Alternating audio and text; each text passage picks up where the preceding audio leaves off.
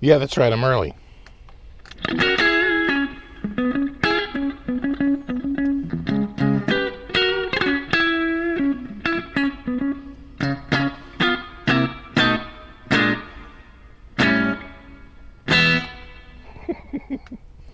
We are live.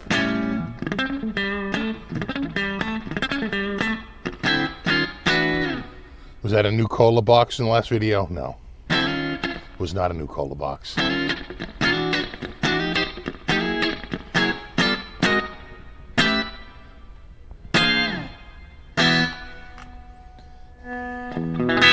What's up, Super Lead?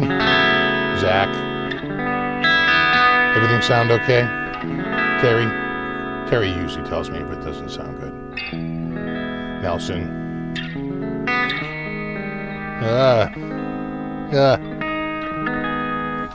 Minor.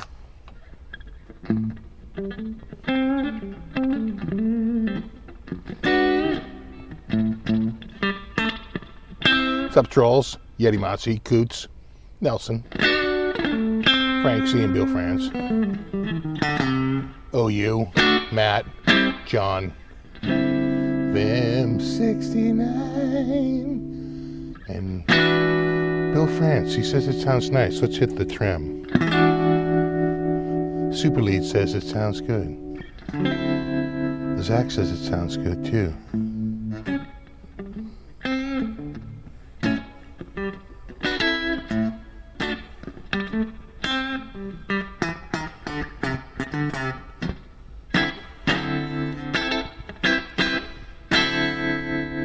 Sounds perfect, except that chord, that damn chord. I'm gonna blame the effects box. Where the hell were you on that, shithead? Is that Happy Gilmore? We did start a tad early.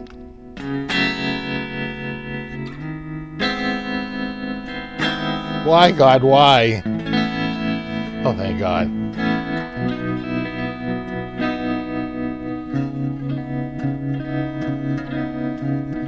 Like butter.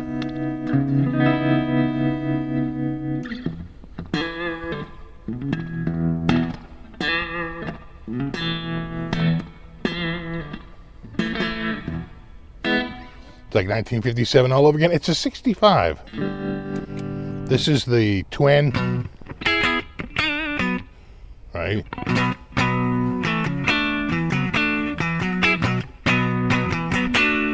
And then there's the affected one.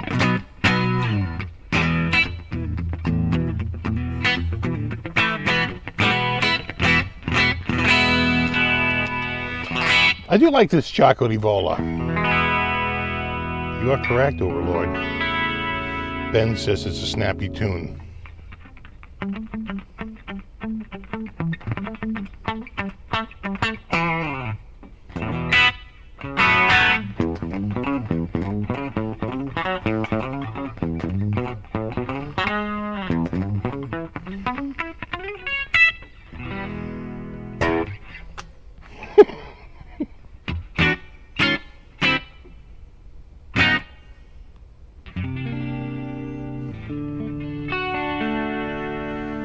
BC Rich says he likes a snappy tone. It's a nice change of pace. You know, I agree. You know, I was listening a little bit to last week's show, and I was getting tired of listening to me, which is hard to do because, you know, I love me. You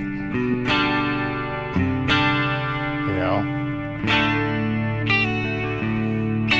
I'm like my biggest fan.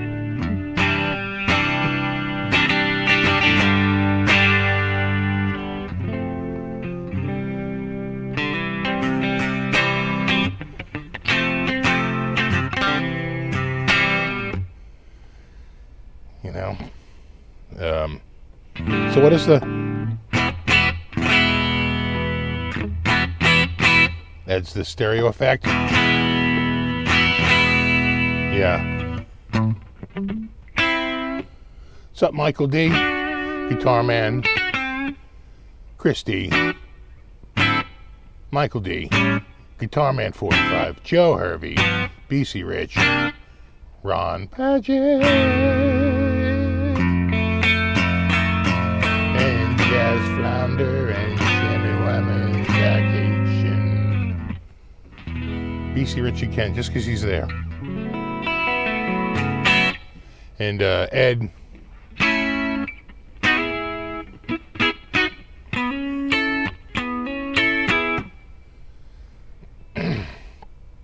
So this is the F twin.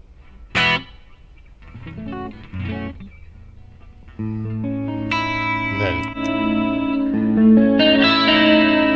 this is the same patch, but they put a booster on it. You know.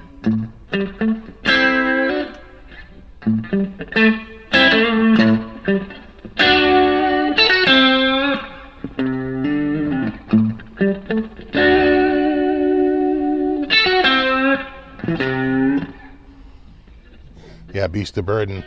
Beast of Burr.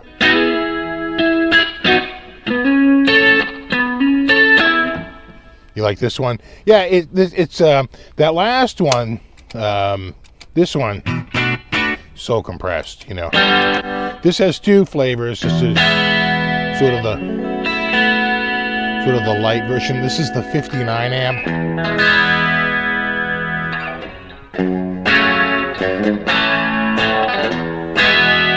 And then here it is with the little boost on it. Could get louder.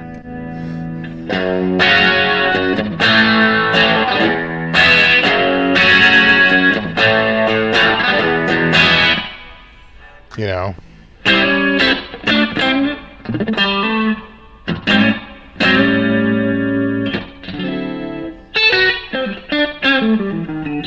You know, the funny thing is you know, maybe I gotta break out the FX150 again, but or maybe they just got better IRs. That could be the case, you know, since the launch. But I don't know, man. I just think this one sounds really good. All right, let me move to the next. That's F Bass 59.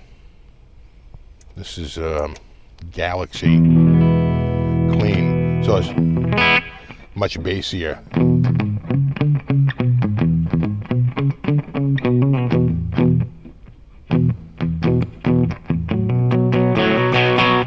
Little crunch, and then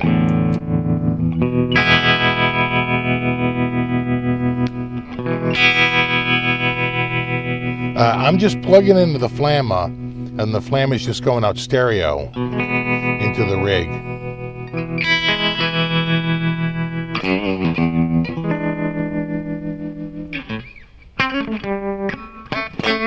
And you should be able to still hear that, because I still got thank you. Thank you.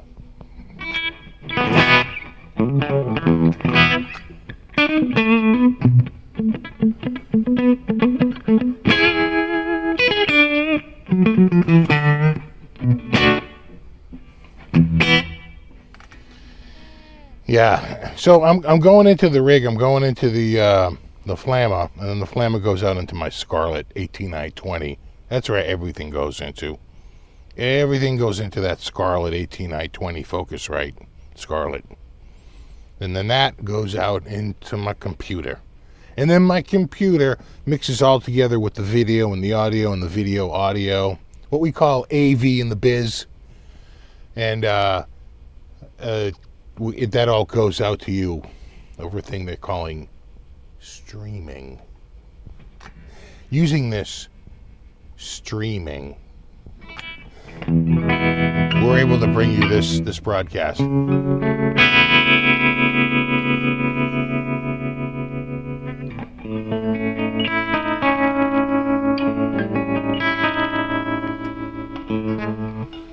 Yeah, where the hell is that pointer? Yeah. You see, I knew that thing was around here somewhere. We're in the general video area.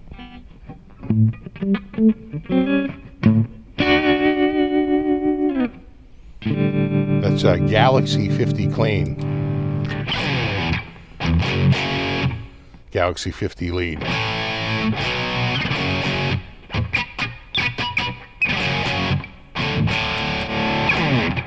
Galaxy 50 lead modified.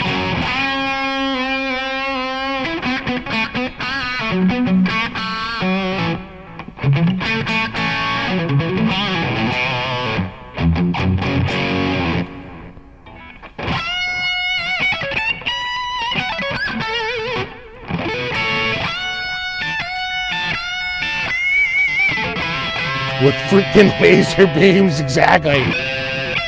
Using these lasers.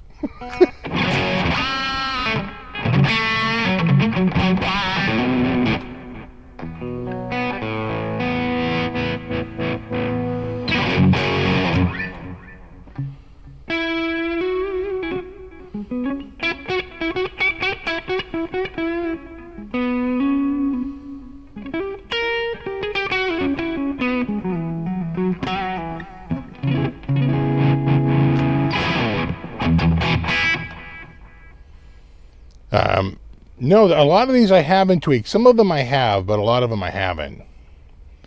I'd say I've only tweaked out of, I think there's 60. I've probably tweaked maybe 10. Like that I definitely haven't. Because that's a little dry for me. Dry oatmeal, you know.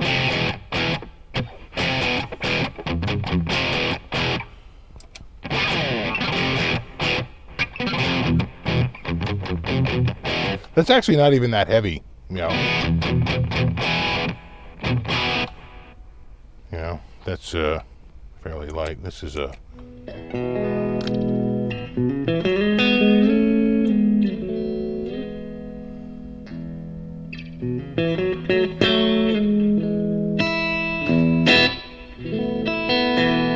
Sounded good on the Thrax. Yeah, kind of punchy.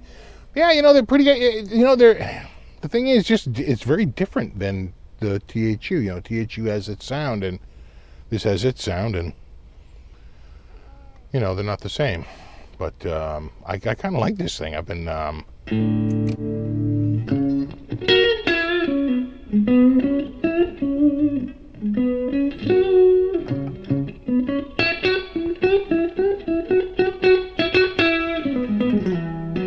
I mean, I like that. You know? How much is it? Right now they're doing a pre-order at like I think it's $369, but if you go to the Flamma like innovation website, they're showing it at $299. So I'll bet when that thing actually goes live, it's going to be $299. Because people are like, how come the 200 is less than the 150? But it's not. I think they're the same unit, it's just a different form factor. But I could be wrong. And I did a firmware update on it too. It's like one of the first things I did.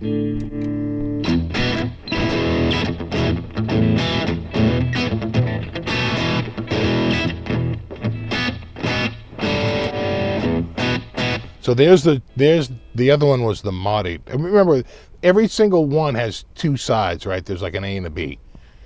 And the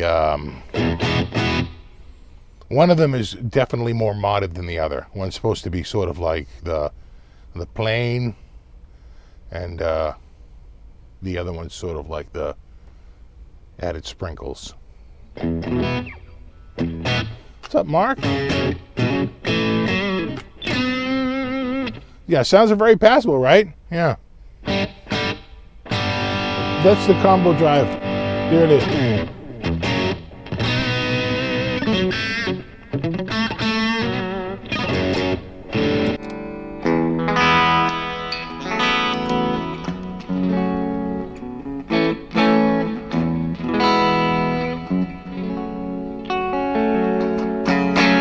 Amazon does coupons too, right? Yeah, you might want to wait and get it from Amazon because a lot of times you'll get a coupon there. You know, It's not really even out yet. It doesn't look like it comes out until September. If you go to the Amazon website, it says the date is in September, I think.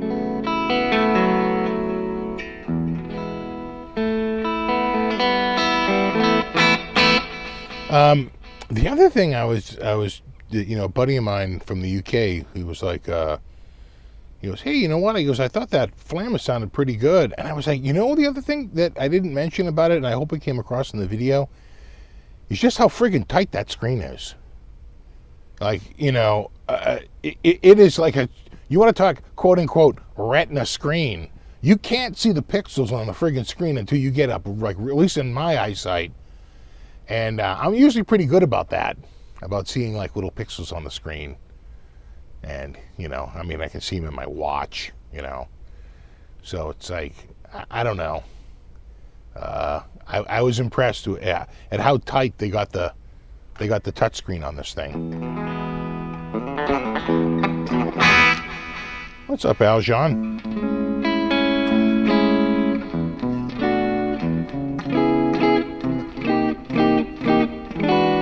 I didn't show a close-up of the unit. I don't know if I can get it because I'm a little wonky here with my...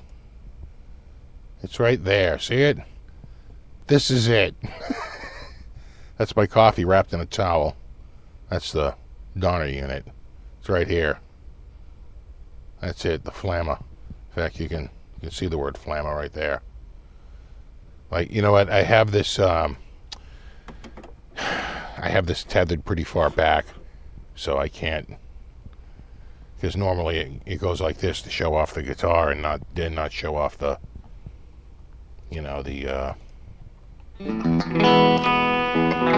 So Aljon goes. The display was. It really is tight. For a $300 friggin' multi effects box, I was like, it just goes to show that the cost of this stuff is, and it's touchscreen. The cost of this stuff is coming down, and more premium products on there. Well, speaking of Aljon, welcome Aljon. There'll be a new video this week of a new guitar. That's all I'm going to say. Can't really get into it much more than that. I don't like to talk about videos before they're released. It's usually the kiss of death. That's what we call the Barbie method, right? Put out nothing until the day of release. And just hope it all goes well. But I'll just leave it at that. I'll leave it to you to connect the dots. But there will be a new video this week of a new guitar. In fact, it's an embarrassment of riches. Actually, I have 2 new guitars this week. That's crazy. So, there you go.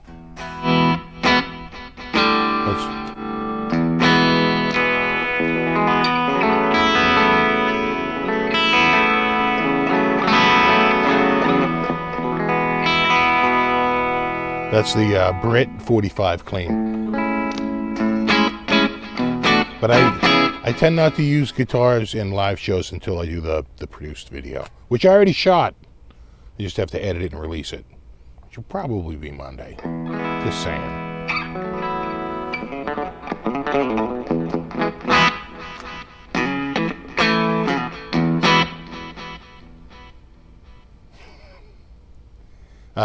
Hold on. Let's move to a new.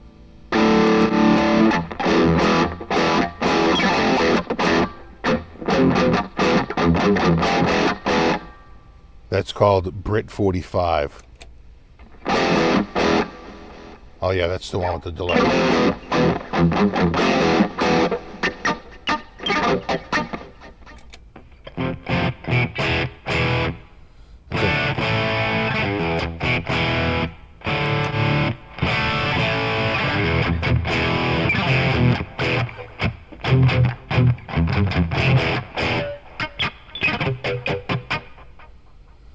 The stereo on that pink. Yeah, right. They have a couple on that are stereo, and the reverbs are stereo. I've noticed, which is a nice touch. That always annoys me when you have a stereo bus and you throw a bunch of mono patches in there. I think if I went to the mod and I turned on like some mod here, like chorus.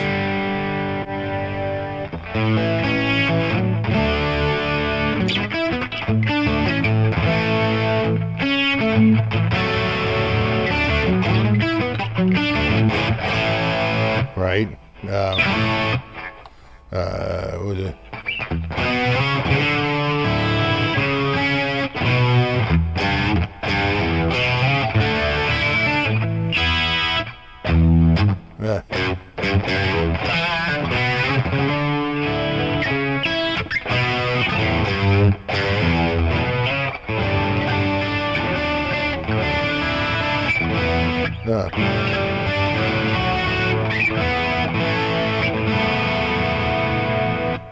Something like that. Gotta remember it.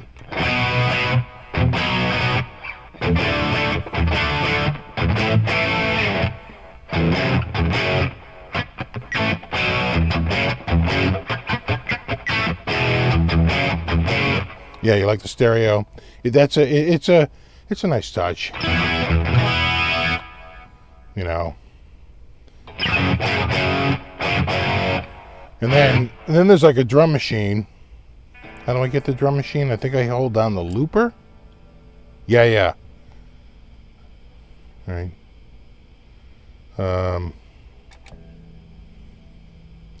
Right. How do I get to the drum machine?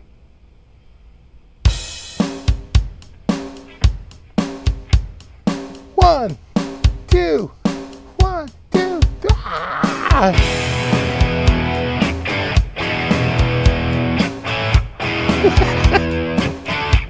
I think we need something a little faster.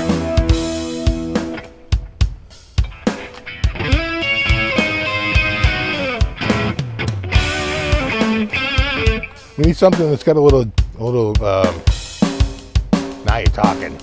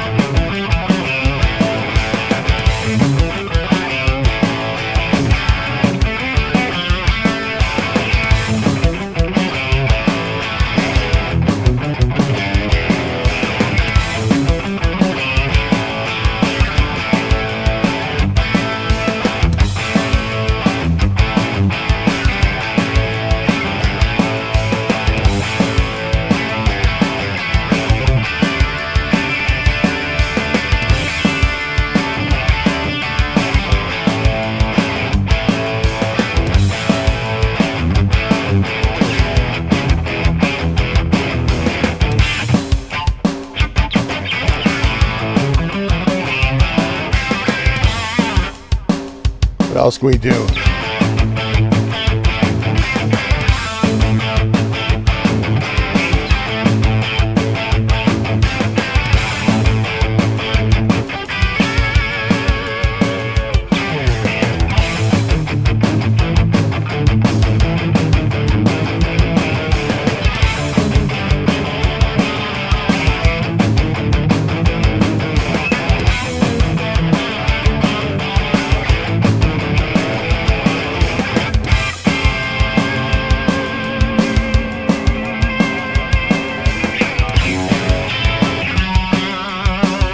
It's got to be a Hendrix song, right?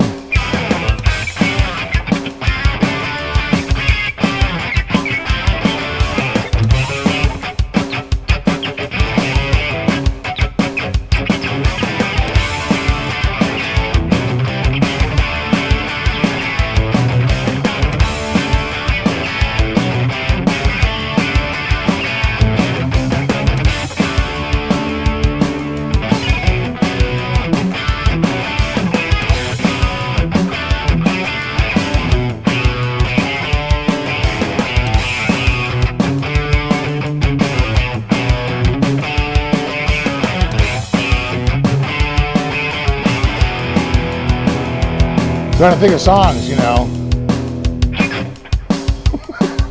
Anyway. And so on. My hands hurting. No. Take my money. It's like all the copyright. Oh my God, Ian's Guitar Shack, right? Yeah, right. Like Wipeout, right? What is it?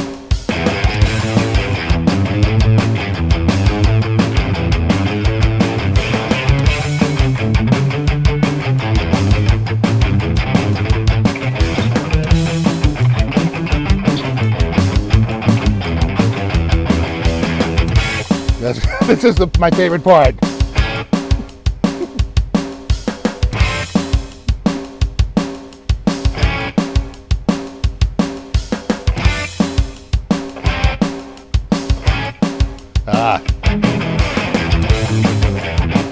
Anyway, hold on. There we go. Da-da-da-dee. Lolly. Yeah, I'd have to think about a bunch of tunes, but I'm sure I could. Otherwise, you fellow, have a great day. Well, thank you.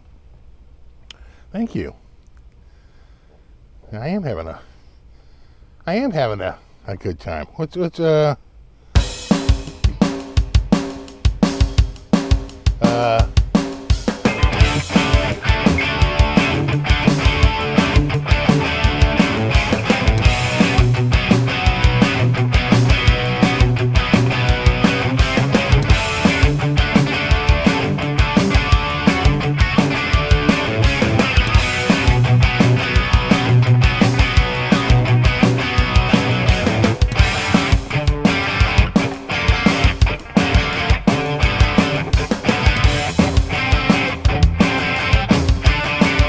right?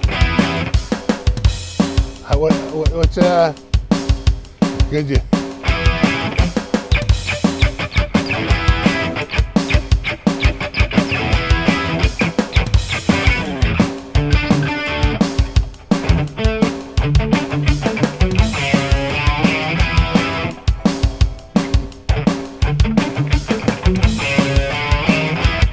It's hard syncing up with that because I'm actually going half speed.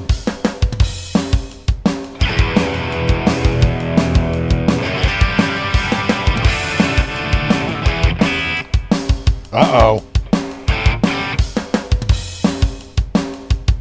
Wow. Hold on. Let me get in here, turn that off. Interesting.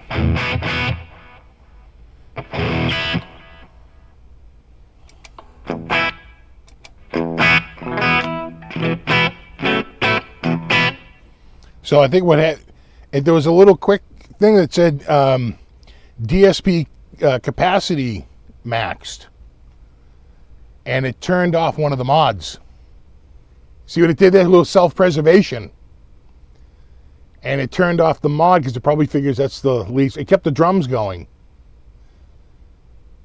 Now that's David Buddy Canterbury. Oh, Tony, thank you, man. You're the best, dude. Yeah, there's a Joan Jett song in there somewhere. Yeah, the Flamma did. I got a quick message on the screen. Didn't you hear it? You didn't hear, you heard the chorus turn off. So apparently with all those effects and the drum machine running, I hit a DSP overload. You know, what would that sound like? No, that's not it. Where is it? There it is.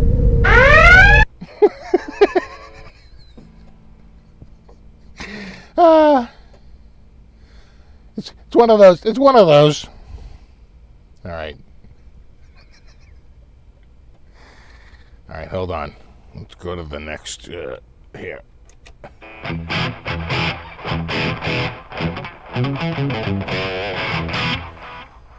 I've never played that Schuster guitar, but I know the one you're talking about. A buddy of mine had one. He had a rare. I think he had a left-handed.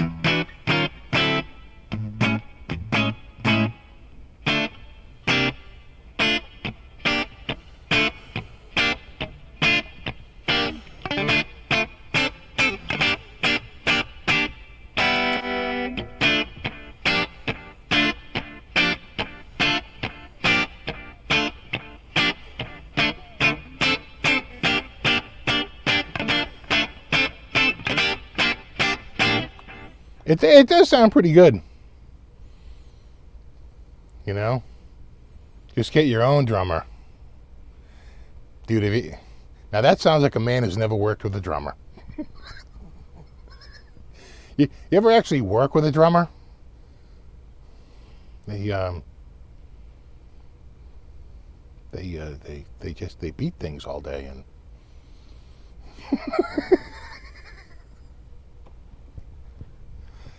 you know, the animal character not that far off.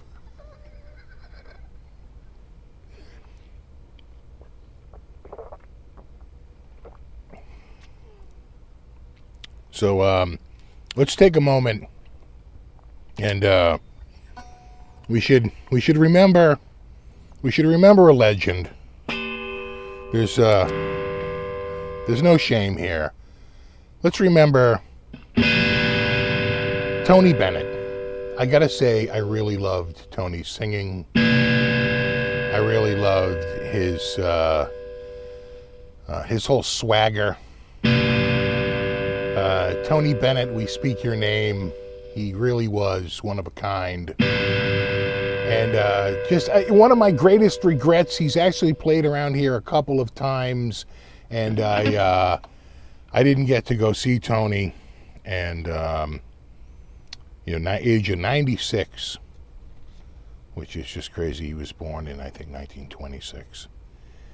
And so, the guy had a long life. And towards the end, he was Alzheimer's for everything but the music. He could still remember the lyrics of a lot of the songs and would still perform, even though off stage he was having trouble. And, I really regret, he played the South Shore Music Center at least once or twice, and he played, I think, the North Shore Music Center at least once or twice. And that's a wonderful theater in the round. Both of those, I believe, are theater in the rounds. Wonderful place to see a show, and a huge regret not going to see Tony Bennett at any point. I have some friends that were lucky enough to see him, but I'm not in the Tony Bennett club, unfortunately. And what's amazing is that he really, first of all, he's absolutely the last of his generation, right? That whole generation of crooners and classic American jazz standard singers,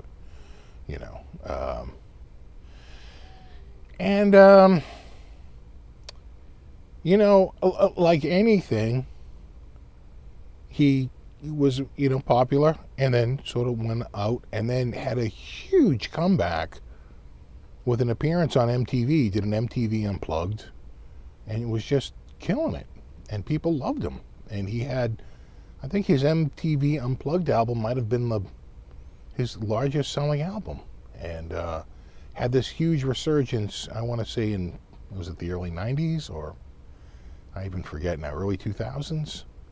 I think it was early 90s, but I could be wrong. That's when that whole MTV Unplugged thing was raging. But anyway, a huge loss to the music community, to the world, quite frankly. Another thing I saw, a completely different topic, is did you see that Nita Strauss went digital? Apparently, it was a bit of controversy, as my British friends would say. And they, but she said, look, I compared it to, my tube stuff. And quite frankly, I thought it sounded as good, if not better. If I didn't think it sounded as good, I would have just redone it with the tube stuff. It's easy enough. And I was like, no, that sounds amazing. So she is, she's on the digital train right now. It's happening. I you know who went digital, at least the last time I saw him, but maybe not. I could have sworn he did, but it might have been, I want to say, Satchel. I think he finally went to a fractal. I think. Because he used to have this EVH amp on stage. Then all of a sudden the EVH amp was gone. And I didn't even see it on the side of the stage. And I've heard he went to a fractal. Because I'm sure it's just a lot easier to carry around than, right, it's a much smaller piece of kit. Yeah, from Steel Panther. Yeah, exactly, Green Meanie. Less to lug around. Yeah, exactly. You know, and you know what? And again, it's kind of a, but you know, music is a business. The less you lug around, the better your gas mileage and the lower your fuel costs. F digital, I kind of like digital. I'm soaking in it right now.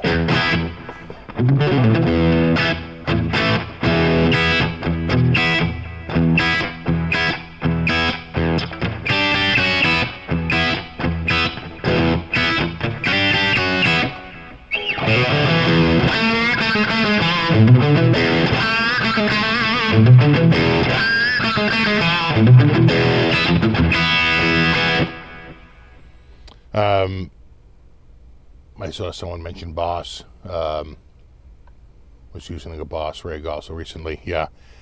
Did you see the new Boss Synth guitar? Let me be specific here. Guitar synth. Who cares about a new Boss synth? I'm talking about a new guitar synth by Boss. I'm sure you know, Boss has been doing guitar synths since what? It had been as early as the late 70s, or was it the late 80s they got into it? I forget now. But either way, it was a long friggin' time ago. And it's been 10 years since they put out a new synth. And the synth has a new tracking system, from what I understand, because remember, you're still plugging just the serial hexaphonic pickup in it. It's still sending voltage, right? This is an analog out system.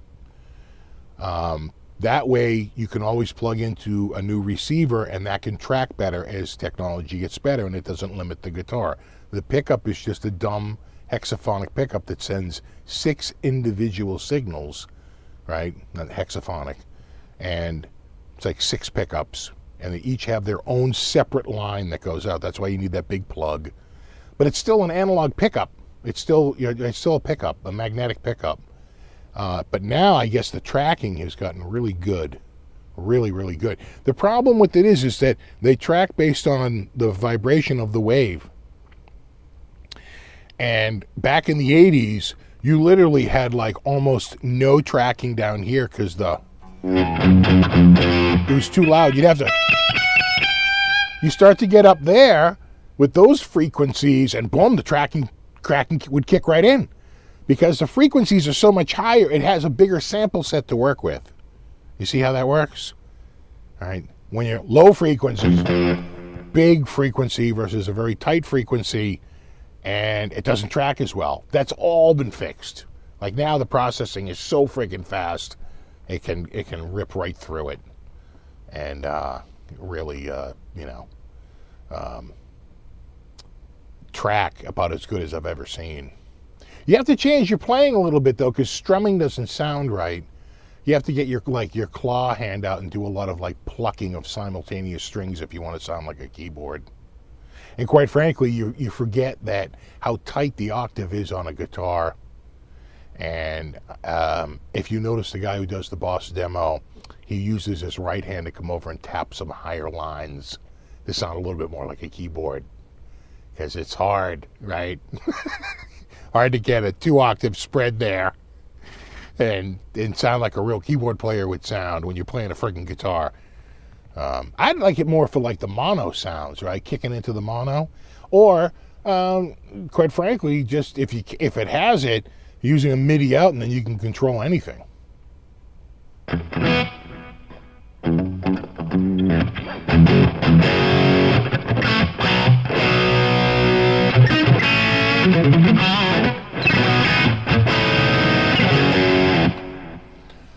Now AI will put out a whole album. Well, right now that's what they're worried about. They're worried, at least there is tech eventually that will kind of be here that you could just type in, make me a Viking-based rom-com, starring Julia Roberts and, like, you know, just pick your leading stars, you know, and you know, and Danny Bonaducci, and just plug that right in. Now, I'm not gonna lie, I would love to see that.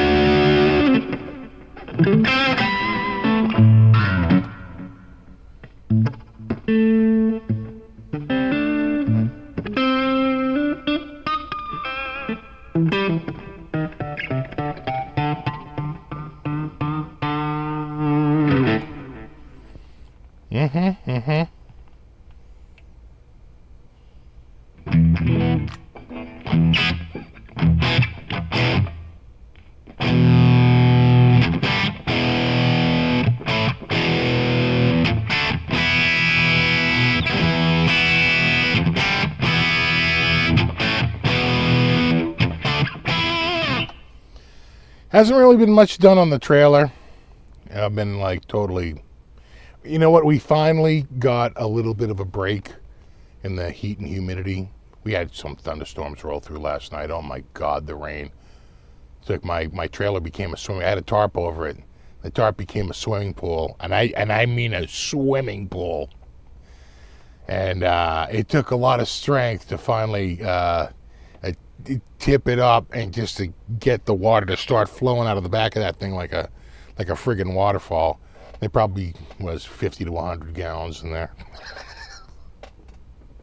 We had some crazy rain.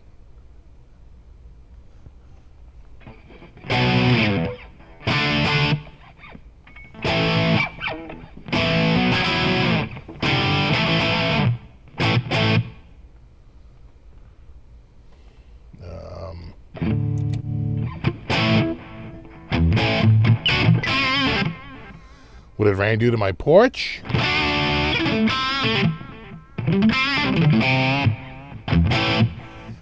It's my porch is really rotted. I do have to change a bunch of wood on it, but luckily, as long as you keep the gutters clean, that's what all the damage is from. It's really from the gutters overflowing and backing up over the fascia board.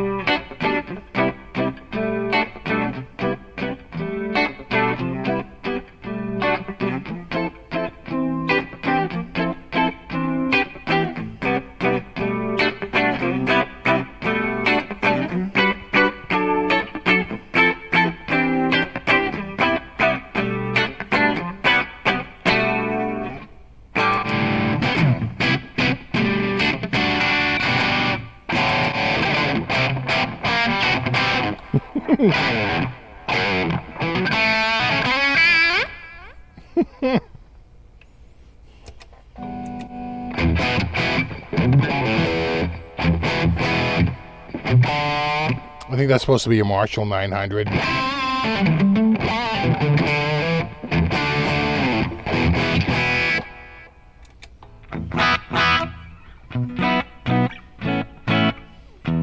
Yeah, because all the amps start out, and we're just going through the amps right now. We're only up to 7, and there's 60. It's going to be a long show.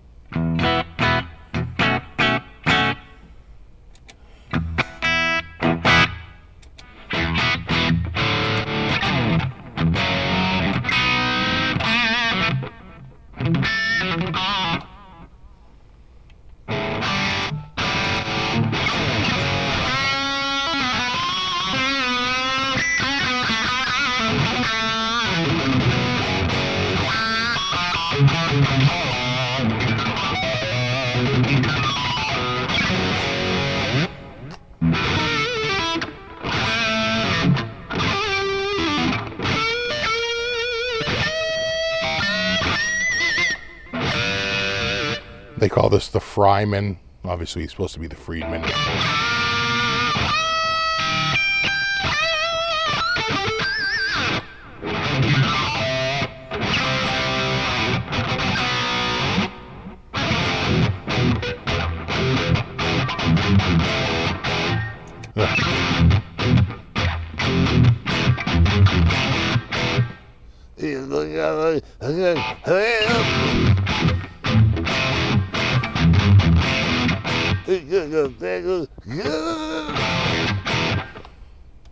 I think he was a little phlegmy that day.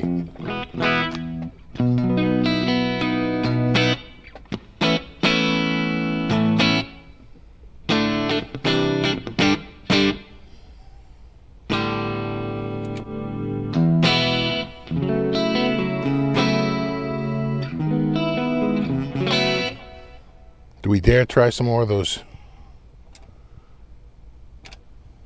Where is it? Right here. Drum.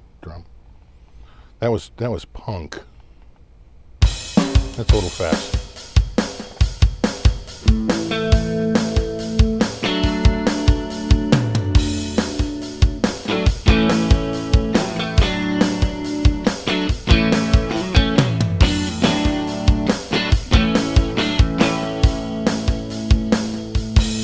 Some of these are they're so busy.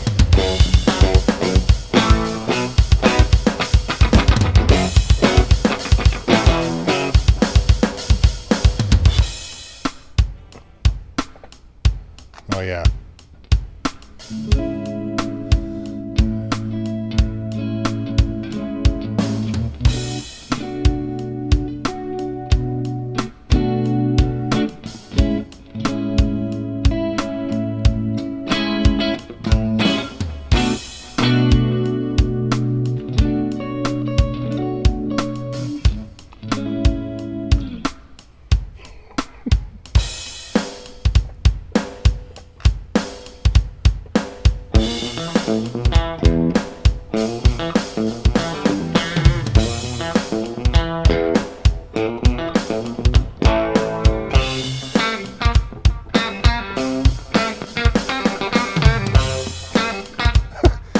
That drummer sounds like he's falling down a flight of stairs. What the hell was that? Did you hear that roll at the end?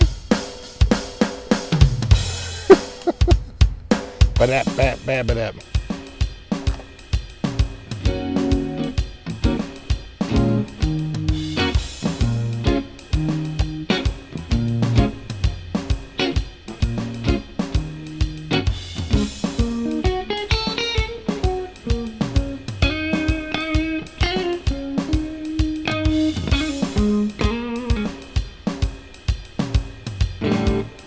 It was a drum roll, all right. Oh, and then we're back to pop again. So what, there's a bunch of variations? Right.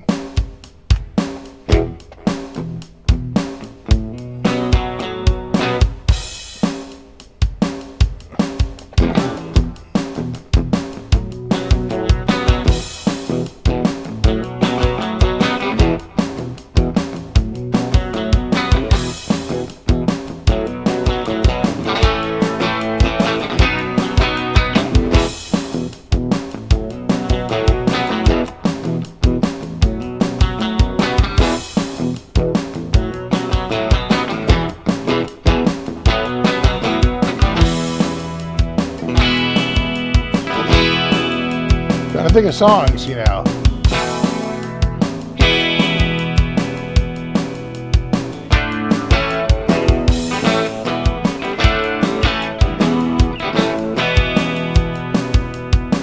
Yeah, kind of like you.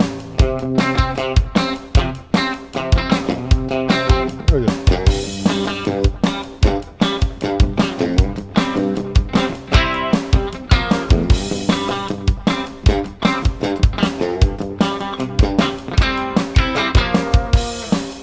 Kind of need a distortion for that. Can I get? Does that stay good? Oh, it does stay going.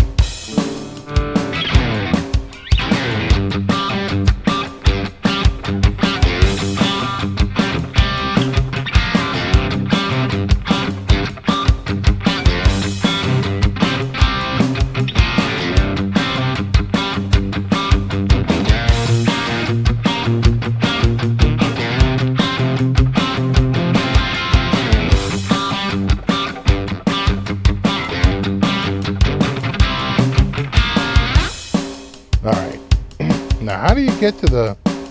Do I have to go back into the looper? I do. And then... Oh, I see. And then you can just do it right from that third pedal. If you set it. But I was in the drum program. So the drum program is behind the looper. You've got to go into the looper to get to the drum program. And you can control it from there. So it's got looping and stopping and overdubbing and all that crap. But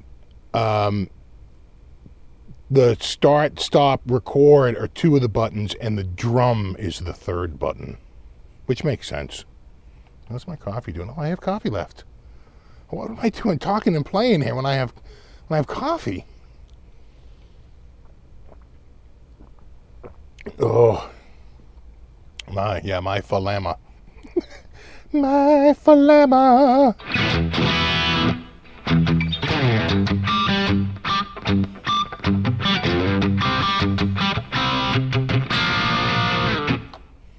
All right, let's go to the next one.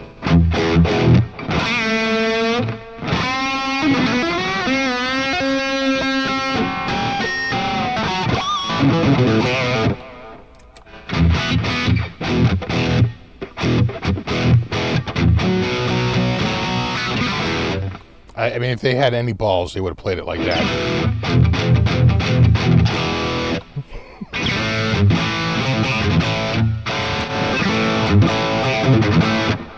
Oh, yeah.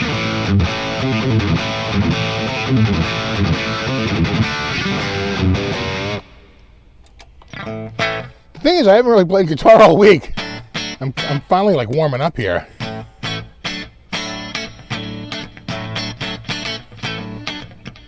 Is it?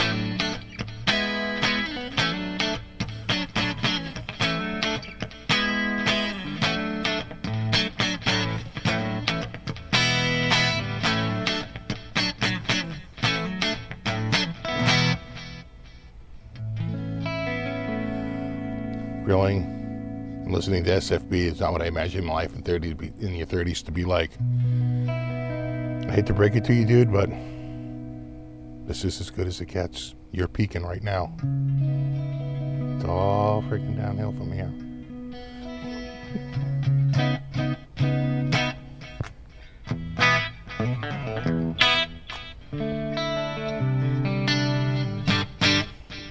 Yeah, so that's the Arcane. I don't know, what is Arcane? Is that supposed to be the... Is that supposed to... I'm assuming the Archon? Right? Is that PRS? Right?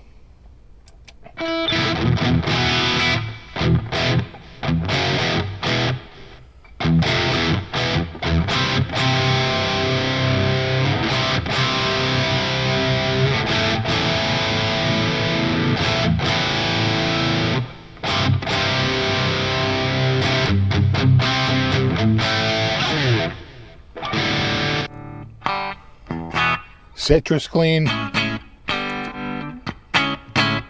So that's got to be their orange amp, right?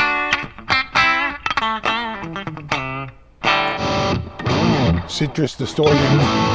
It's pretty thick. Orange amps are pretty thick distortion.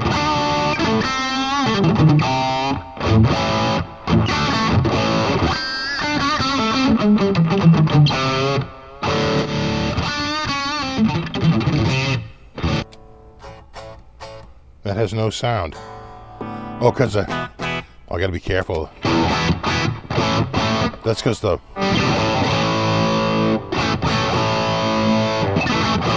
Because I had the volume, I had the expression pedal all the way down. Gotta be careful.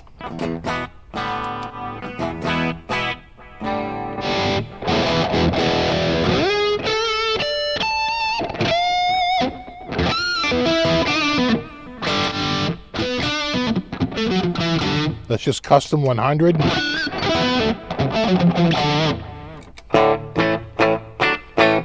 US Classic.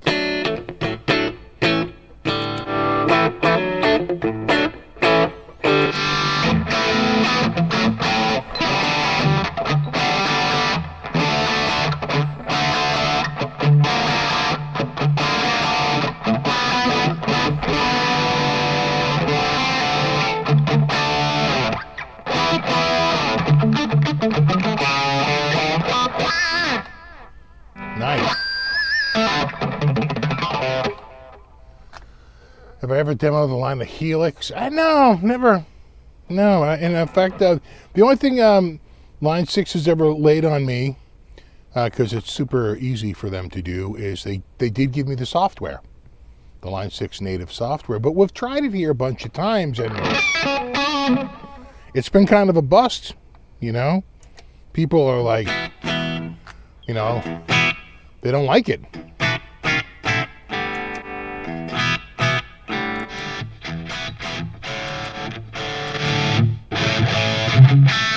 That's the 5150.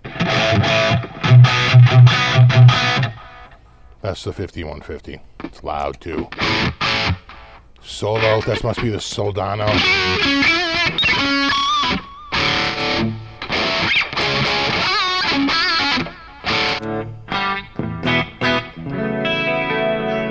I like that.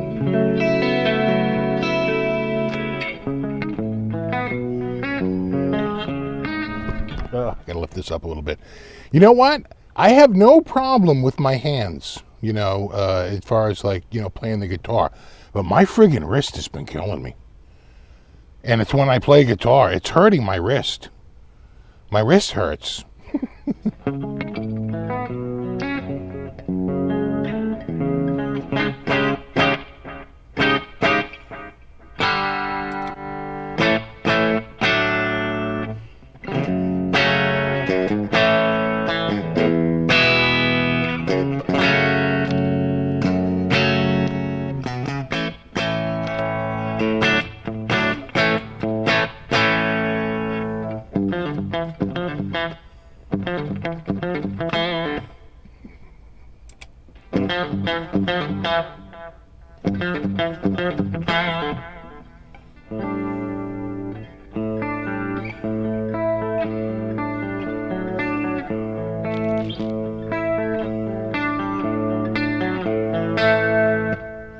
We're up to patch 13.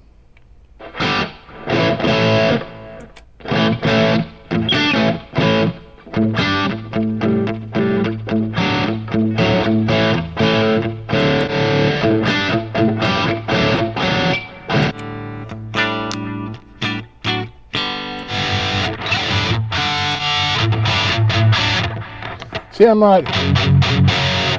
That's not my sound.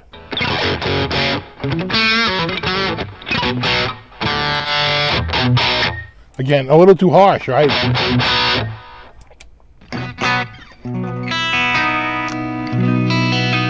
Those always sound good though, right?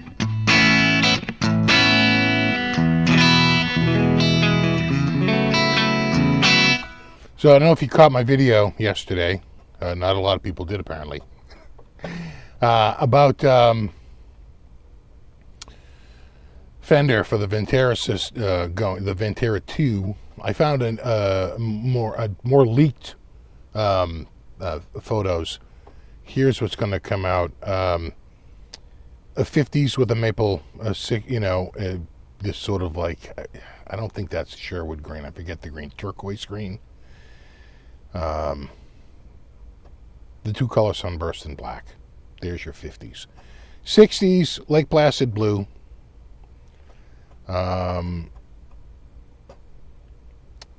Rose, you know, the Olympic white, and the three color sunburst. That's going to be your rose. Again, these are with rosewood. They've been Powell Ferro for like the last 5 friggin' years.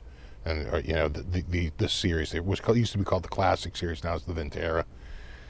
And now the Ventera 2. The 70s, again, be a mix of rosewood and maple. And, you know, vintage white and seafoam green and the other 3. And then you got a few tellies down there at the end. And then they're doing the 60s and the 70s. I see, when I was a kid, this is the way I remember the telly, like this, really, than the classic telly like that. You know, this is the tellies of the 70s. And they're going to do some basses. And it's that whole new, and they're going to be between about $1,200 and $1,500, depending on the model. I got to think this 6-string bass is one of the most expensive. But it's going to be rosewood. Rosewood is back. It only took them like 5 years to switch back supply lines. It's not that nimble. Yeah, I didn't much care for the Pal Ferro either. There's nothing wrong with it at all. It's just that, you know, it's light. It just, I don't know. I never liked the look of it. It felt light and not exotic, not nice. Oh, God, my leg.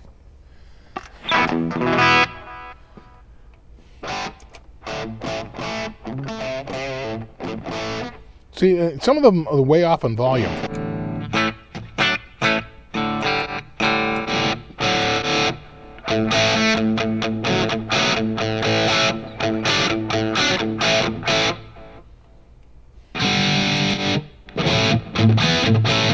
Jeez, that's got the bridge.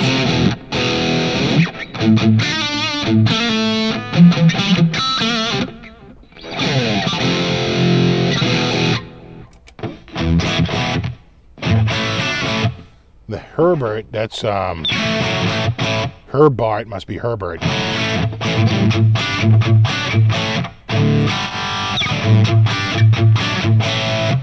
That sounds a lot better than some of those other ones who I've been listening to in the last couple of patches.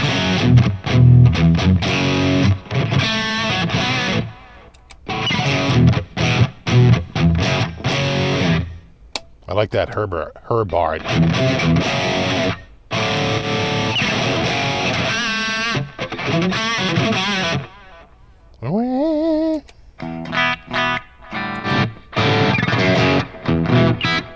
I don't know what dizzy means. Oh, it's got to be Z. Dizzy is probably Z amps, right?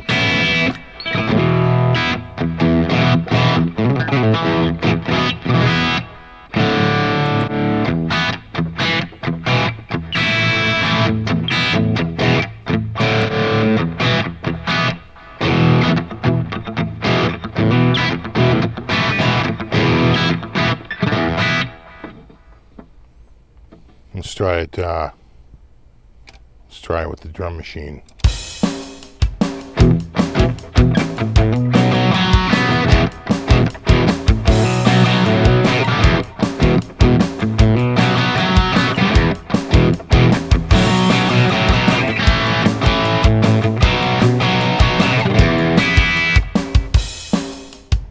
Hold on, let's check. Is there a phaser? What are my mods? That's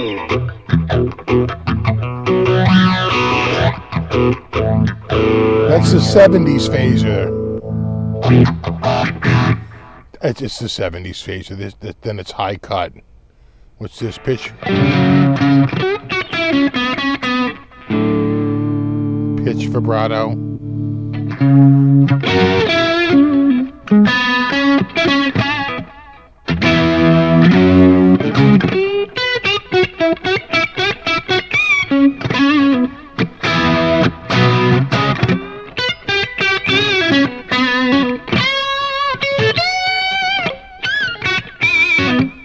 That's not bad. That's a vibe.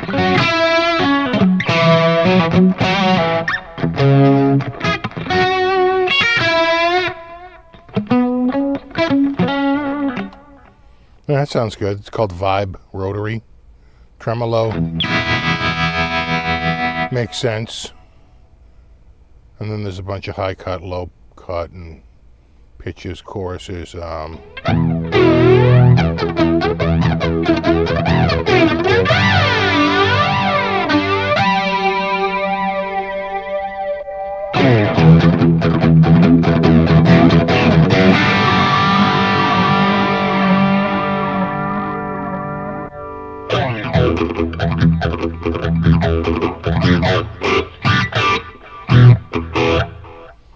Yeah, so pretty cool.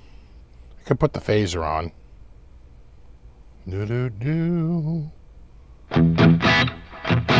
And what about the effects at the beginning? What do we have there? Oh yeah, a whole bunch of like auto wahs, crybaby wahs, dynamic wah, compressors. Right. That would make sense. That'd be at the start of the chain. Then there's an overdrive. I also forgot to show, you can move any of these anywhere. Unlike, like say the, what's the one I'm thinking of there? The positive grid, like their amp. That chain is set in stone. This one you can drag anything anywhere you want it to go. Put the amp at the start and the FX at the end. You can drag anything. The chain can go anywhere, which is pretty cool.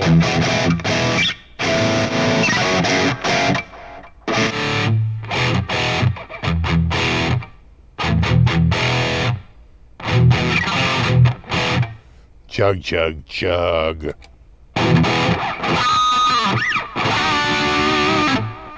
What would be severe? Trying to think of what it's supposed to be.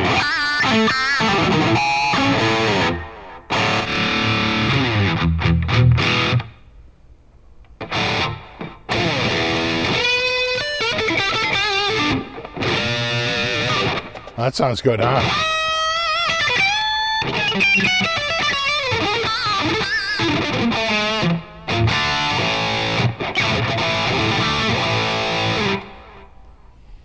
Yeah.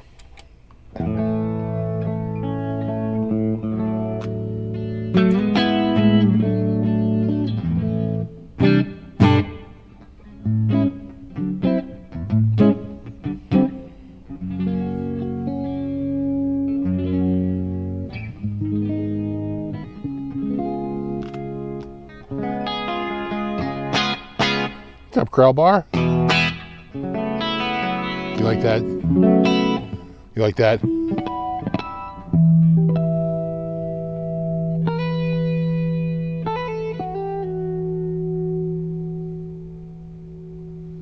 Get your hankies out.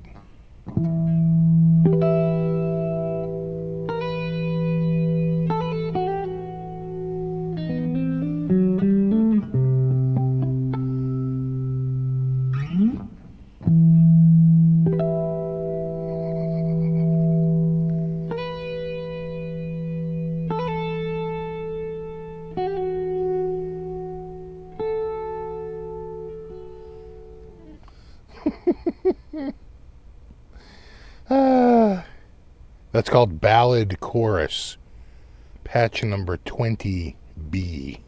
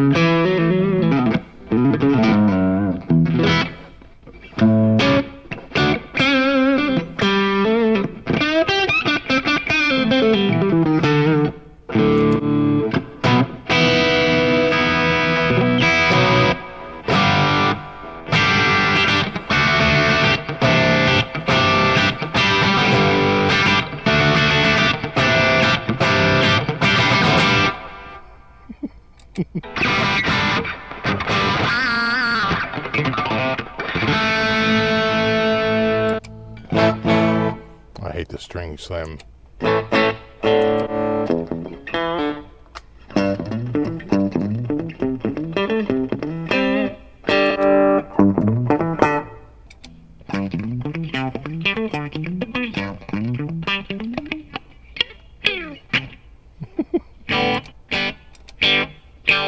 Oh, I see. Oh, it's got like a mod on it. Yeah, right.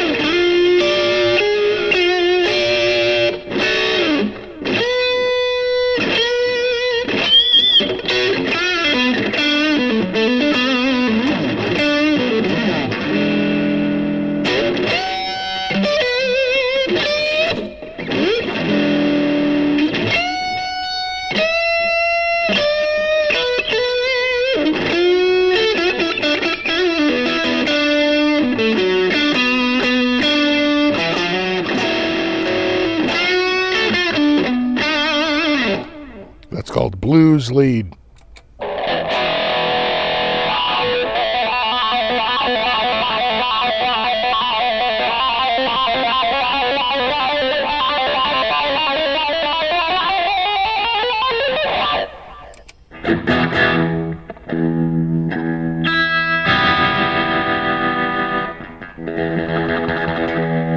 Surf rock.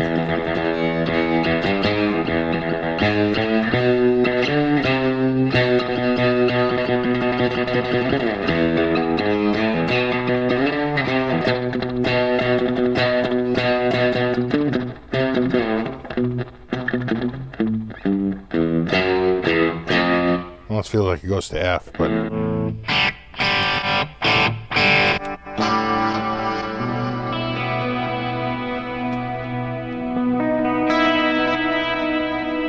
welcome to the wonders.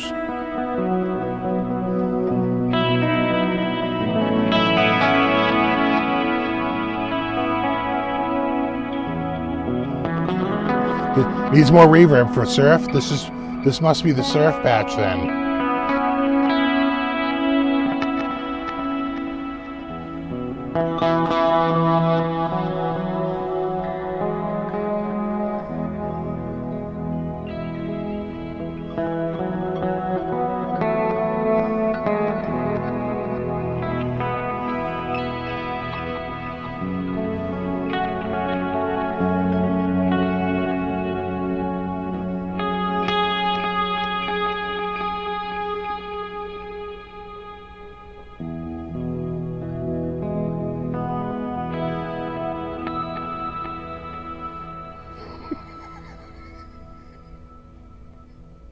That's called post-rock.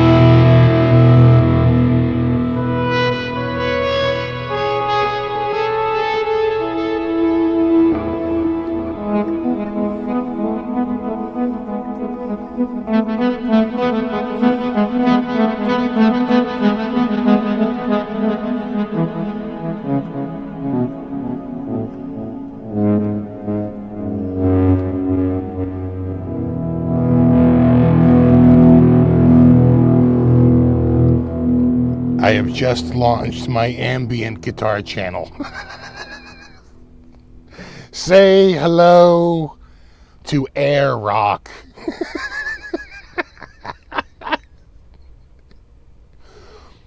And there it is.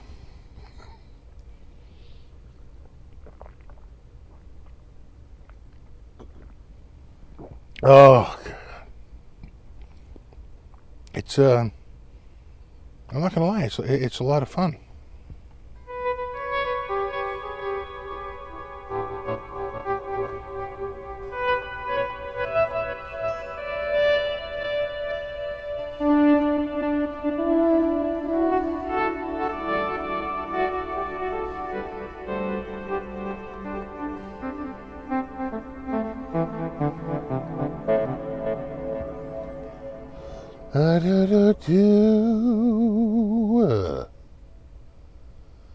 All right, let's see here.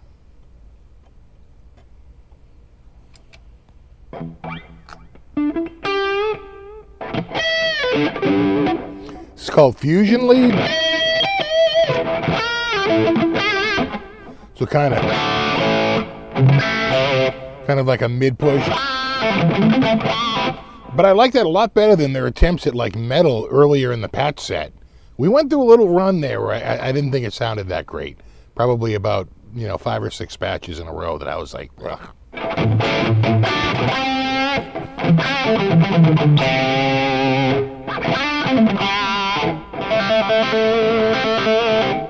really.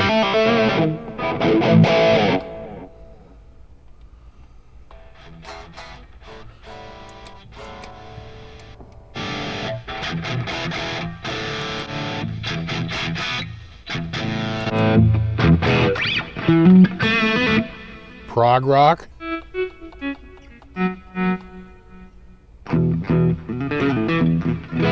It's even funnier with you, exactly. It's even funnier with your pants off. That's not an appropriate story for children. Really, in this version, I keep my pants on.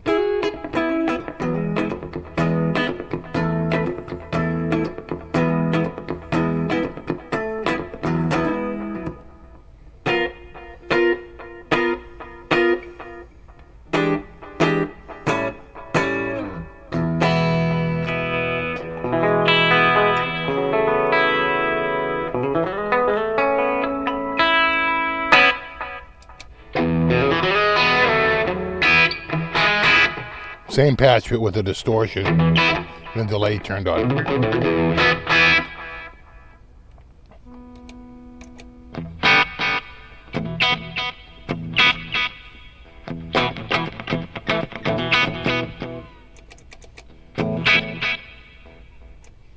It's weird.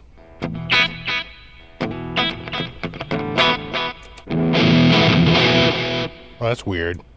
It started out green, then it... Oh, slow gear.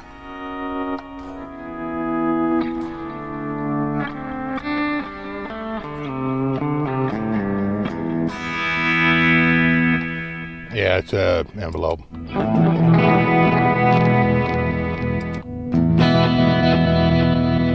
It's just a big giant reverb.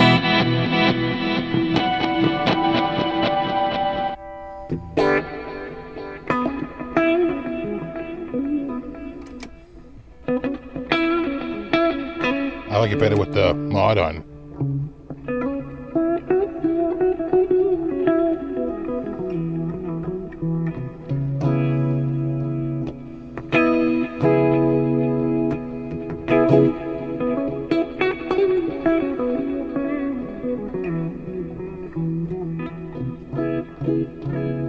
Yeah, pretty good. I'm getting simpler.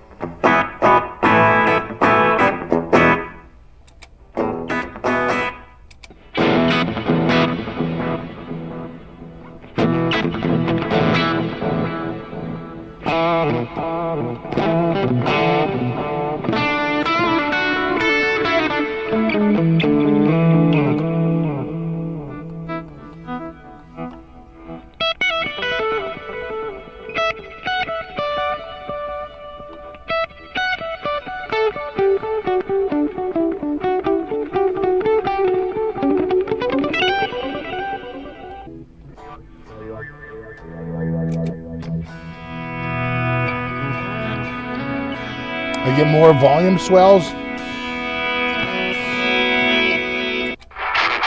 Low cut. Oh, fake bass.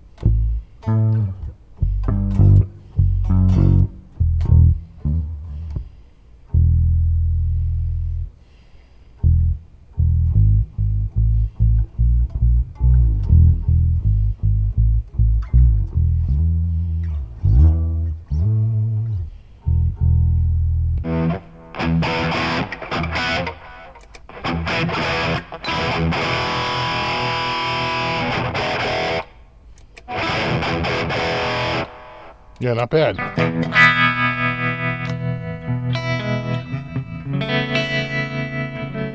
See, we don't need a bass player.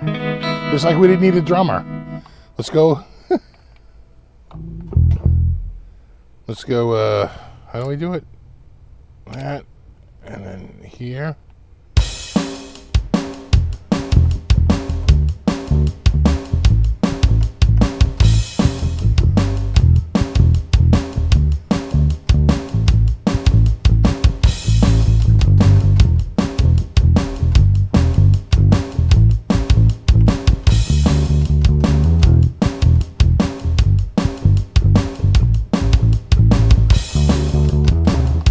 Now, the reality is that if I had it on the floor and I could work it with my feet, I could work it quickly enough to be able to actually lay that bass line down, right, in the looper, and then play over it. And it would remember the line. It records the audio, doesn't, right? So it plays it straight back. No, that's pretty good. Let's go back out of there.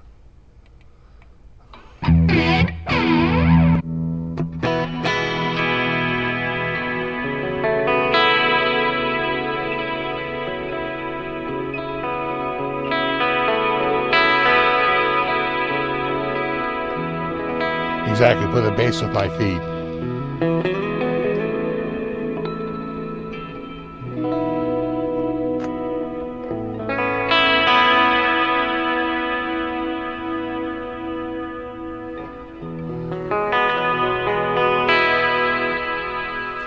How long is the loop? I think it's 56 seconds, but don't quote me on that. I thought it was 56 seconds.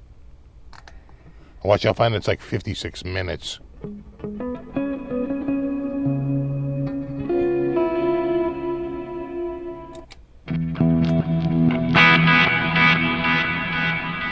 See, I don't know what it means when they flash like this.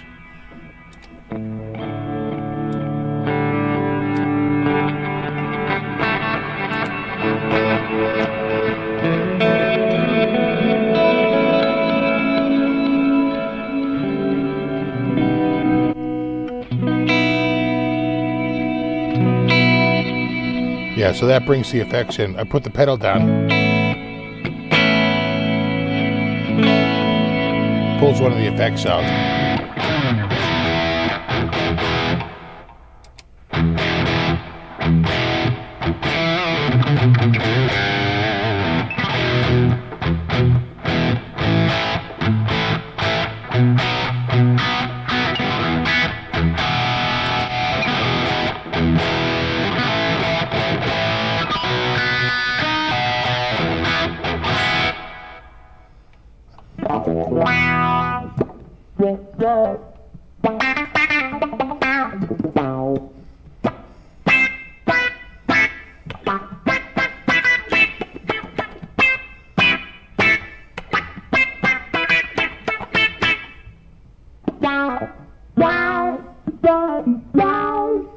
Right? It's like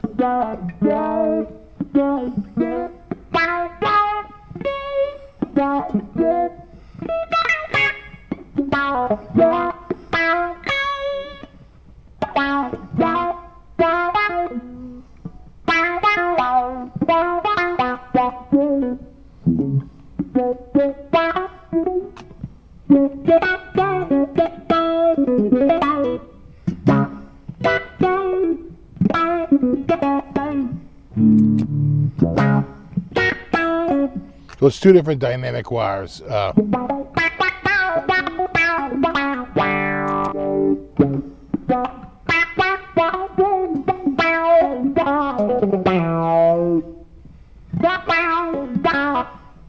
ready for my Edie Brickell audition.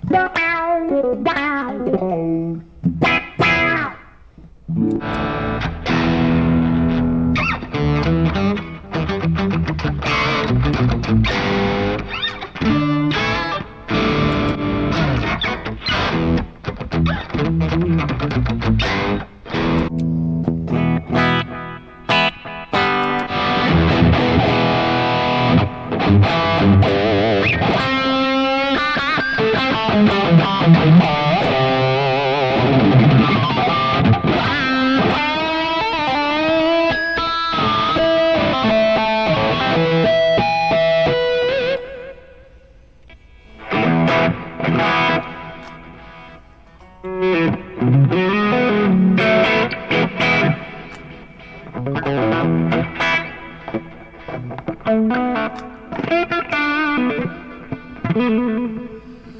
been ignoring the chat. Not really though. Do you feel like Steve does?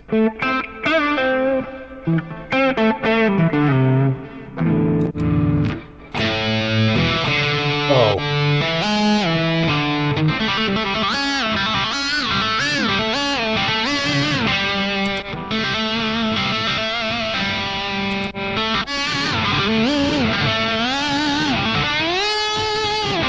Why wouldn't you do it at full octave?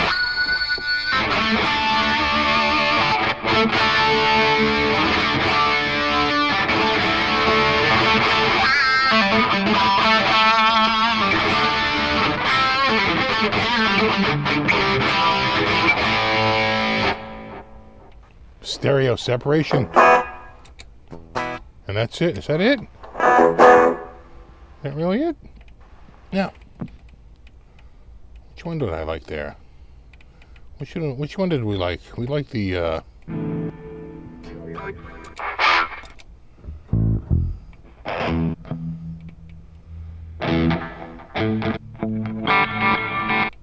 did I want to say where like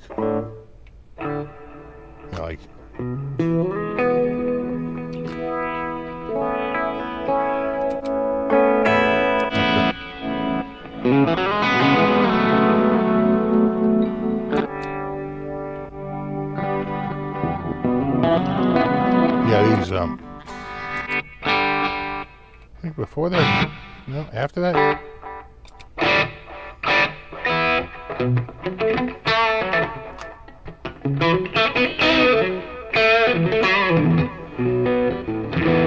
Steve, can you EQ the patches that do not sound the best to make them sound better? Oh yeah, and you can change the cabs. You can do a whole bunch of stuff.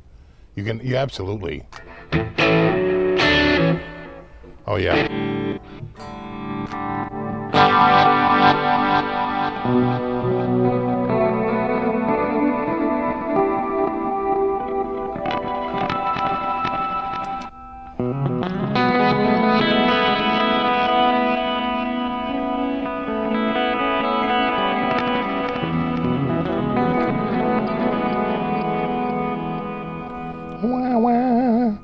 Which one did we like? I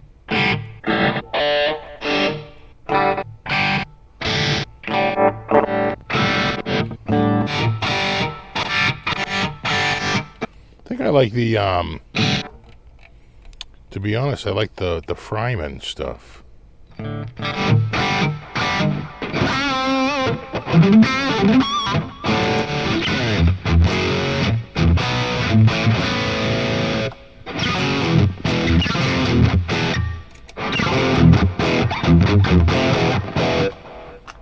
That's okay, you're ignoring me too. Okay, see, it all works out.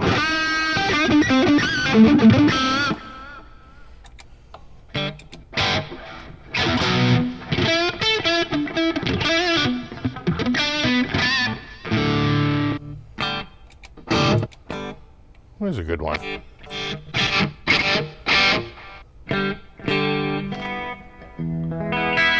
I kind of like this one.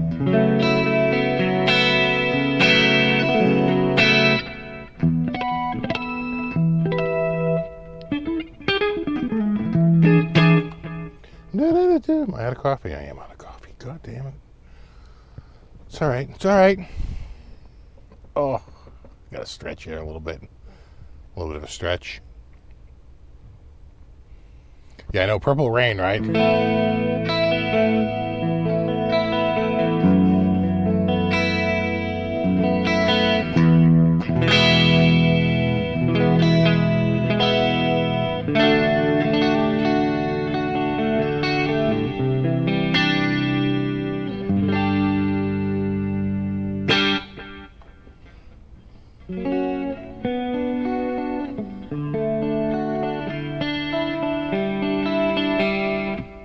You too.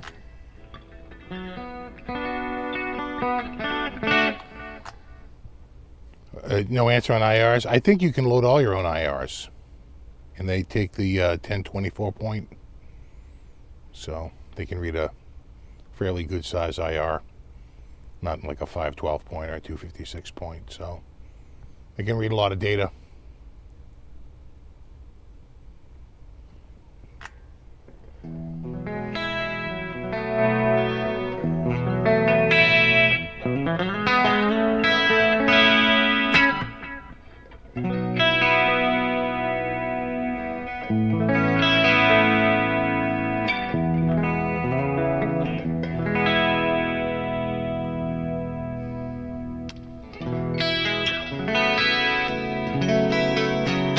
What am I using right now? I think it'll tell me. So if I go to amp, the amp is the Cali, Texas, whatever that means. And the cab is the Cali, Texas 212.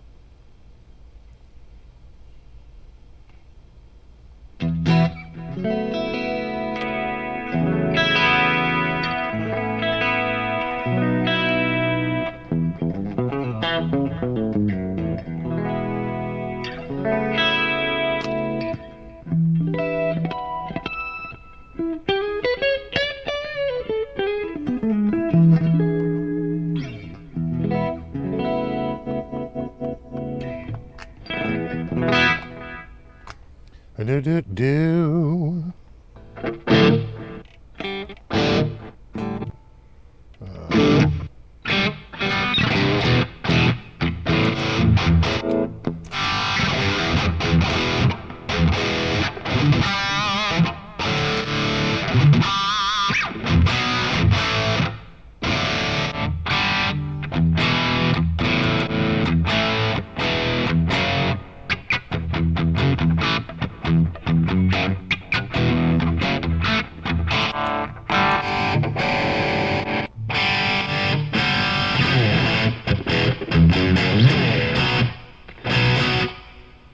Was that drum track?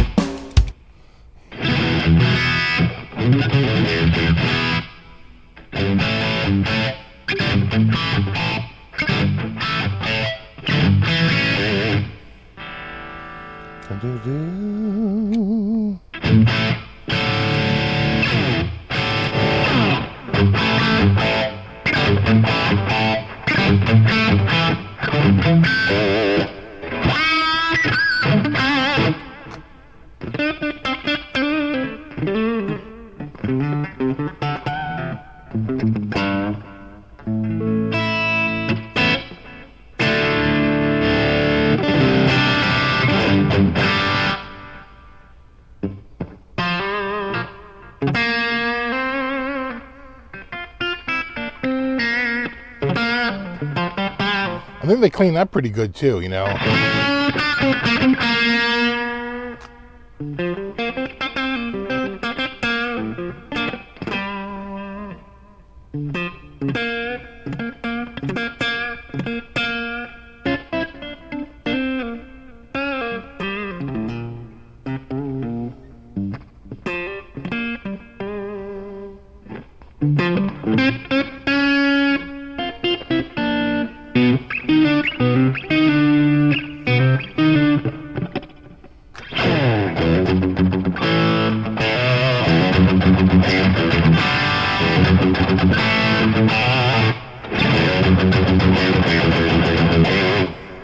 You do.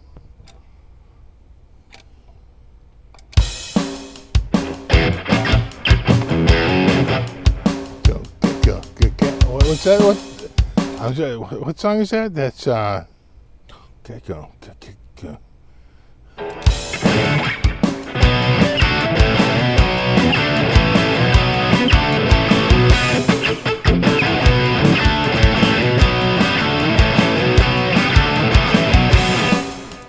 You know, you hear a beat, you hear a song, right?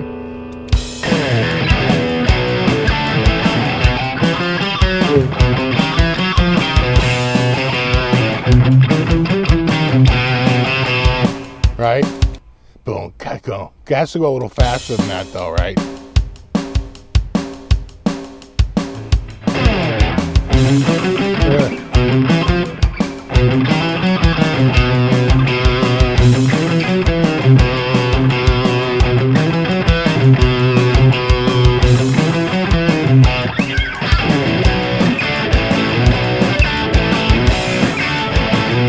Maybe a little bit slower than that. Maybe like 160.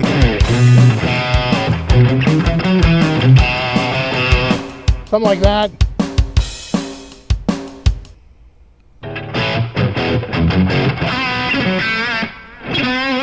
Yeah, like a rock lobster. Yeah.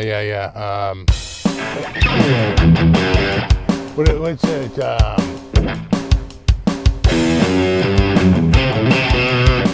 No, more like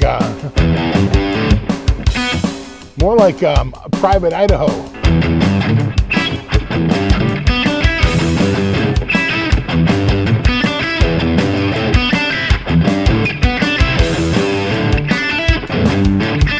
That's so hard to play. You know, I have 6 strings. He would cut out a few strings to make it easier to play, and I'm sure it worked.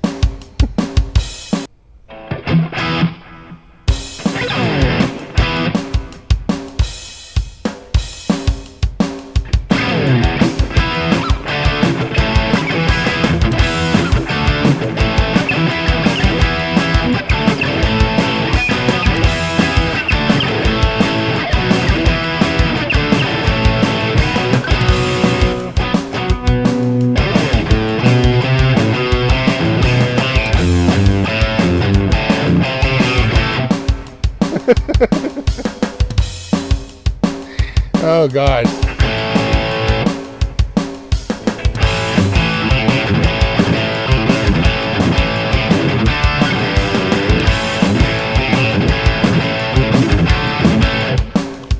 It's like, come on, guys, let's do it real fast.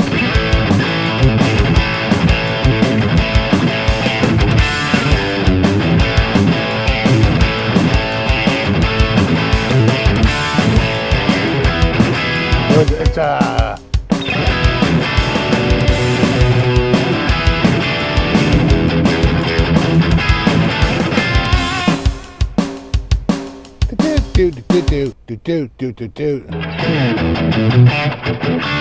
Oh yeah, like a wango, yeah.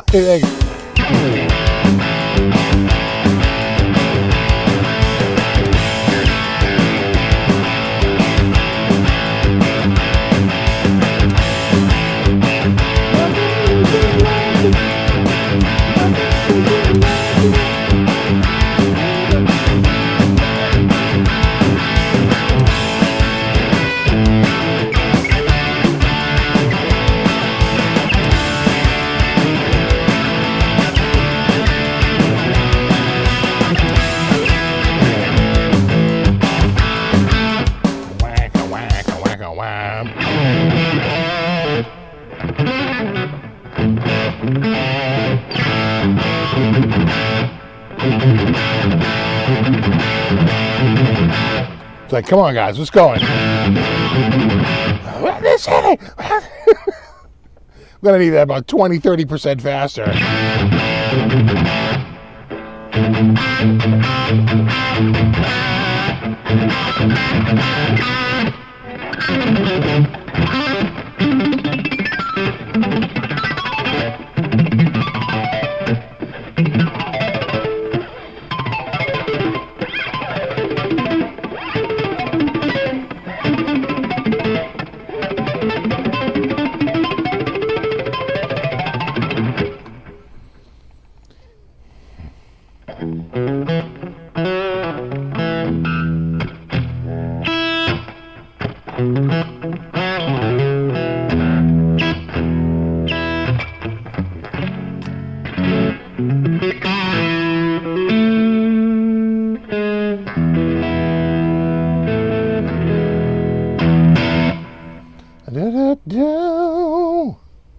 Yeah, I wore out the Flamma at one point. Yeah, no, I think I did. I hit a critical.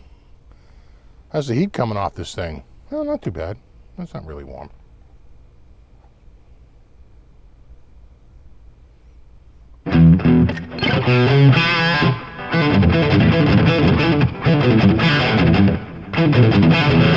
Right, you have to write one of those songs like Joe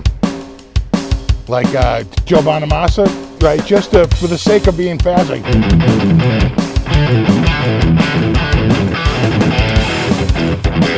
You know, as fast as you can possibly play, right?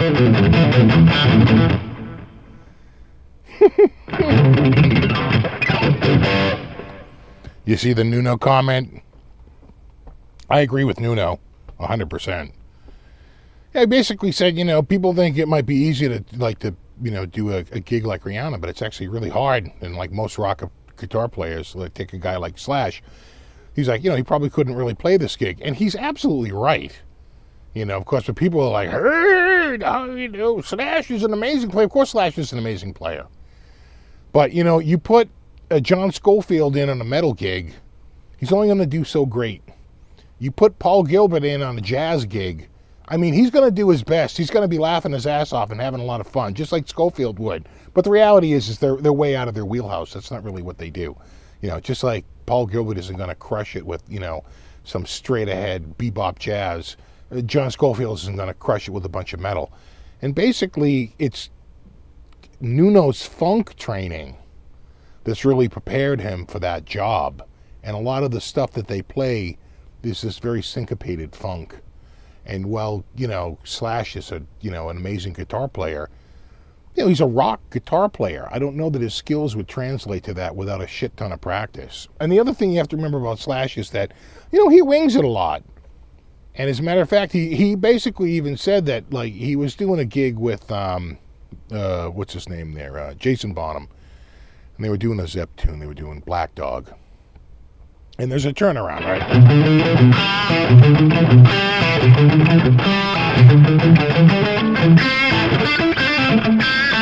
You add one extra note.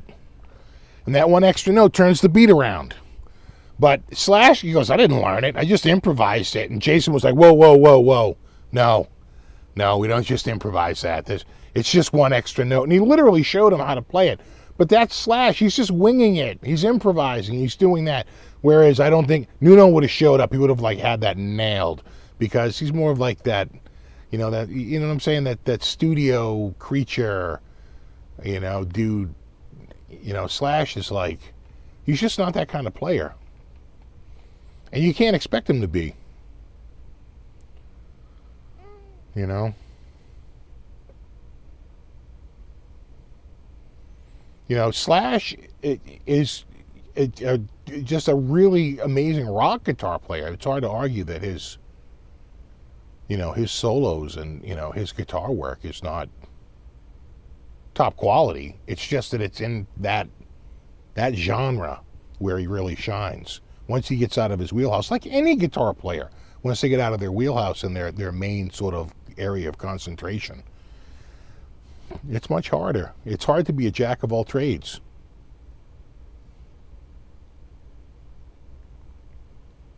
You know, the only one who really seems to pull it off is like, you know, some of the studio guys, and of course Guthrie, Govan. Just send him the trophy.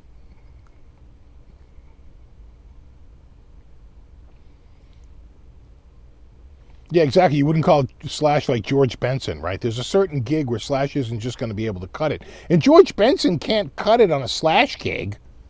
I mean, let's face it. You stick George Benson out there, he's going to be running around, but he's going to sound all jazzy. He's going to be doing all approach notes. Because that's his wheel. That's what he learned. That's what he knows. Right? That's, you know, that's what's under his fingers. You know, I remember seeing a buddy of mine. He's this very jazzy piano player, and he went out and he played it. And like, even on those rock songs, even on those blues songs, he sounded so jazzy because he just can't break out of it. That's his wheelhouse. That's what he does. And when the jazz songs are playing, he's killing it, because that's where he really shines. You know. Yeah, Luke. You know, there's a handful of guys that could just pull it off. Luke could do it exactly. Right? But Luke is that guy. He's that handful of guys, right? Who's just got that big wide net. You know, I'm sure Paul Gilbert, you know, because he's, you know, very much like that, very much like a guitarologist, you know, way into the thing. I'm sure he could put the time in and try and do it. But even still, I remember him talking with somebody about playing over changes and saying like that was really difficult for him because they just didn't do that. You know, you went through scales and so forth, but you didn't really nail the notes and the approach notes and the leading notes to lead the ear. And he finally started getting into that in recent years. And he said, you know, it's been a struggle. He goes, unless you study that from very early on, he goes, it's just much harder to pick up later. Meanwhile, he can shred the shreds like nobody, right? He's shredded wheat over there.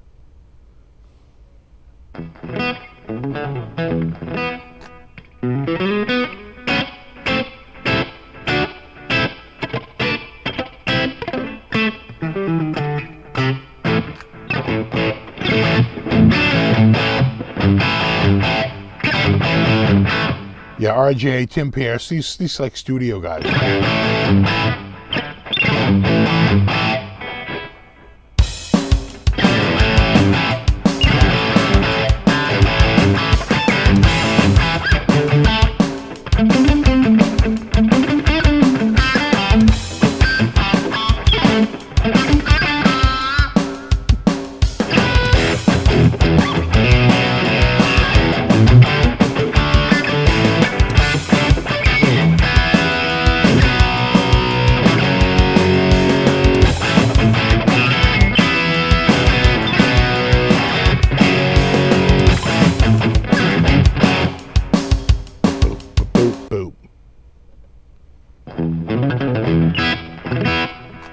Santana, well, there's another guy who had a complete revival of his career, right? Had a big career, and kind of lulled, and then he makes a huge comeback, you know, in what, the early 2000s, like 99, 2000? Has a huge comeback. He's everywhere for a few years.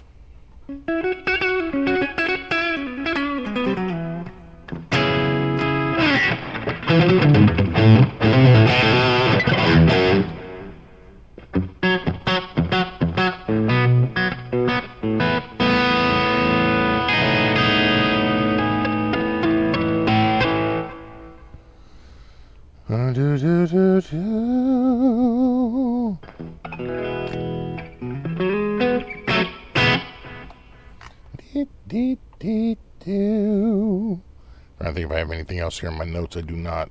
We covered everything. We covered it all. And then some. Some say too much.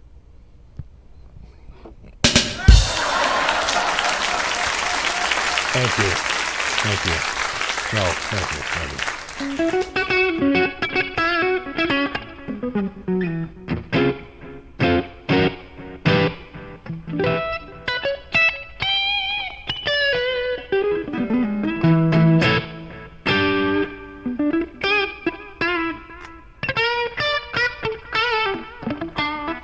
So tomorrow's going to be like our first like low humidity day in about 10 weeks. So it should be nice. You know, go outside and do a little yard work. I mean, I go out and mow the lawn and all that, but then run right back inside again. Because it's too soupy out there. But tomorrow, it's going to be our first day, like literally in weeks and weeks, where the dew point's going to drop like into the 50s. Which for a lot of people, myself included, is still pretty humid, but I'll take it. It's been in the upper 60s to the 70s. It's been friggin' gross out there. Yeah, work on the trailer, work on the flower beds, and do a little bit of... yeah, it wasn't too bad out there today. You know what? It started out much more humid in the morning, and then as the day went on, it got drier and drier, as I think as a dry front's moving in.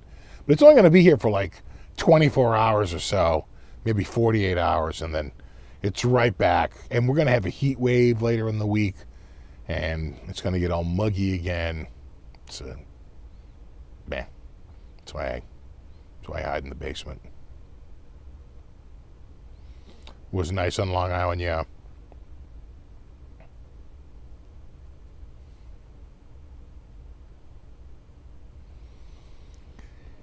Yeah, I'd like to do some work on the trailer, but the next thing I have to do on the trailer is get the wood. And that's a bit of a It's a bit of a job, so I have to plan that.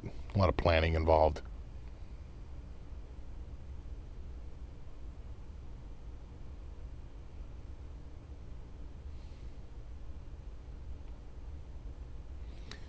You think DiMarzio is feeling well, keeps releasing the 57 Classic in double cream, but calling them Classic White? Really?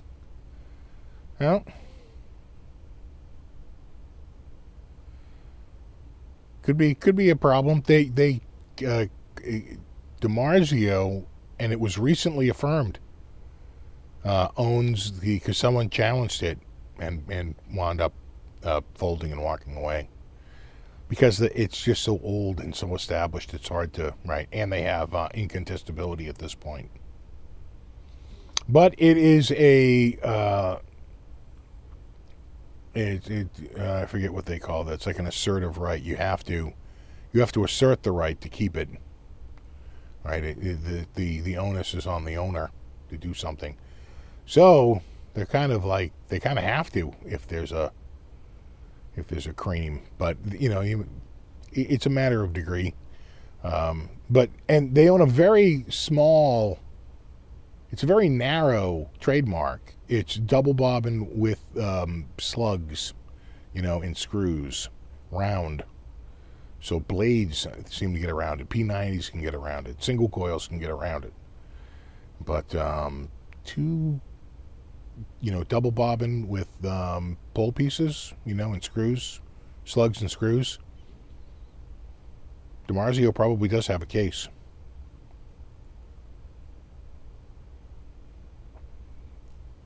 Anybody down in the Southwest? You guys have been roasting down there.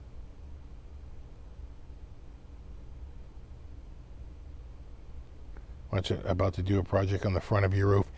Yeah, I got to be careful about that because, you start to unwind that ball of yarn. Things can get pretty hairy pretty quickly. First of all, I have to do it when I know there's going to be no rain in the forecast, and there's plenty of rain in the forecast. So I don't know that I can do it quite yet. It's going to be a big friggin' project, But the bird's nest that had made its way up there has finally just fallen out. And I took a stick and broke out the rest of it the other day.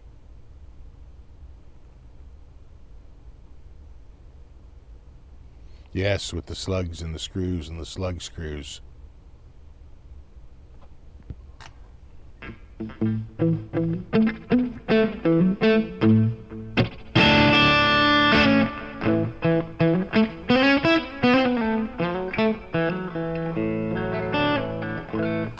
Tony says this was an extra fun show. Well, thank you, Tony. I appreciate that. And your contribution. Very much appreciated. SFB is probably a guy that knows a guy in Boston who can work on your roof. I know, probably. I have a good guy who can come out and do it. He did the side roof. I thought he did a good job, but I don't like what he's proposing. He wants to put a rubber roof and a big, this big, skirt up on the back, and I think that looks like crap. I don't want that on the front of my house. You have to be able to do this without putting a big, without putting a big skirt up to the side, up the side of the house. They have it out there now. Figure it out. Get it done. But I think that's an old school technique, and none of them know how to do it, where they use the flashing. It's like a lead flashing that comes out. So you have to get the roof under the flashing and then lead the flashing from the top, and then the flashing goes up underneath the shingles. So it's all these layers upon layers. It's working now. It's not leaking. It's just that the fascia board is all rotted out and it's got to get replaced. There is a guy on Craigslist who says he's like an old guy. He literally mentions rotting fascia boards, in a house. And I was like, oh, this guy might know what might be a way to do it. How to get around copyright strikes? It's hard. Especially certain bands. Cheap Trick, really bad. We got pounded with an entire summer's worth of rain in less than 24 hours. We had a lot of rain yesterday. We're way over this month for rain. We're 2 or 3 inches over.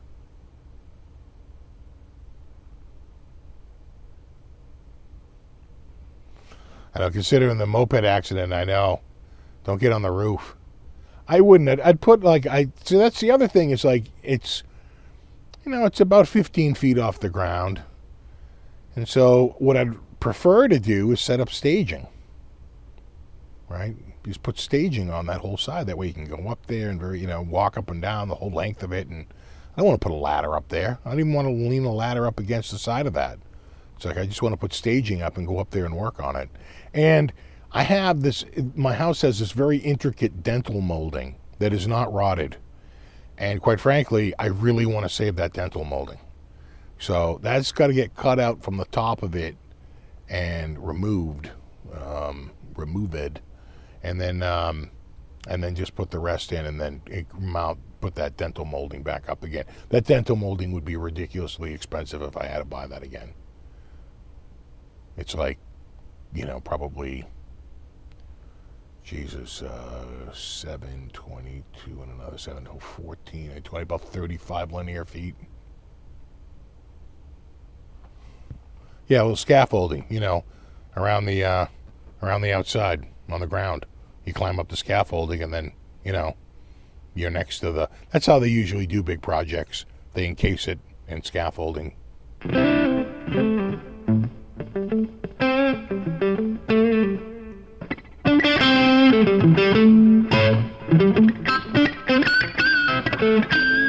Leverage my music connections at WGBH. Luckily, I don't have. Unfortunately, I don't have any connections at GBH.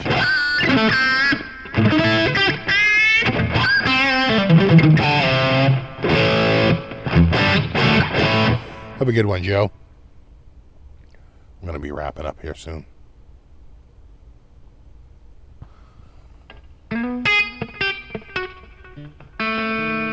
But anyway, just to wrap up on the Flamma, I've been digging it. I think it sounds pretty good.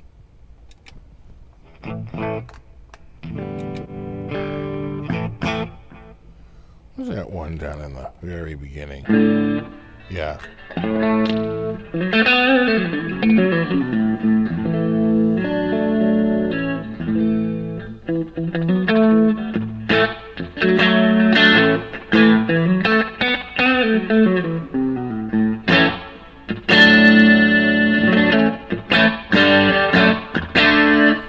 You want me to run through some cabs? I go to the cab.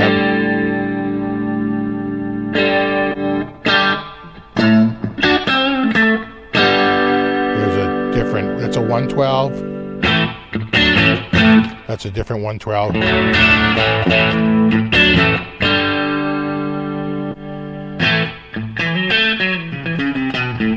That's the Galaxy 112. That's a 212.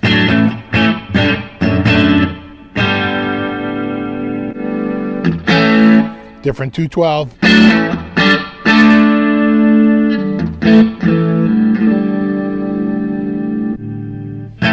412.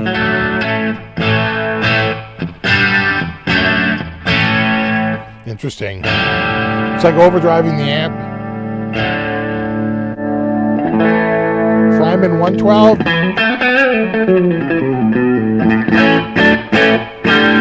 And then the Fryman, I'm sorry, that's the Arkeen, the Fryman 412. You can hear the extra bass.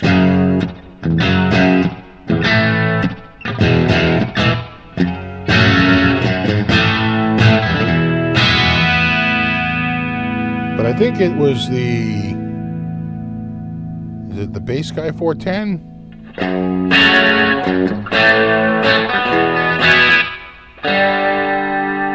So that must be the...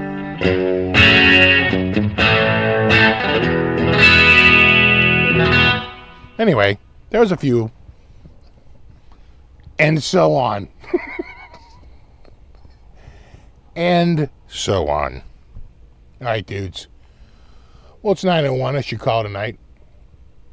And, if you want, we can look at the Flamma again next week. Stay tuned for a couple of videos this week. I got new videos coming out. Got a couple new guitars to show you. And in 1 week, we will do it all again. And there you go. Exactly. Flamma, not to be confused with Flemma. Or Jamma, or Whamma. You know? Exactly. We'll do /play/. Actually, what was Obsession Confession? Wasn't that his nylon string guitar by Slash? Wasn't that for a soundtrack? Obsession Confession? Just saying, throwing that out there. I'm plucking that from the Dumbledore here. All right. Have a good one, guys. Thanks for everyone for hanging out. Super extra thanks to anyone who contributed, especially Tony. Really appreciate that. And, of course, Bro Fist to my mod squad. My mod squad? Yeah, mod squad. Hashtag mod squad. Hashtag Bro Fist. And we will do it all again in a week. And there you have it. And if you're interested in buying one of these Flammas, you know, use the link. Luke, use the link. Doesn't change the price, and if I sell 1,000 of them, I get a shiny nickel. So there's that. All right. Have a good one, guys. I will see you guys in a week. And until then, watch my videos that are coming out this week. 2 new videos. And there you go. I'll talk to you soon. Have a wonderful week. And I'll see you in a week. And there you go. And rock on.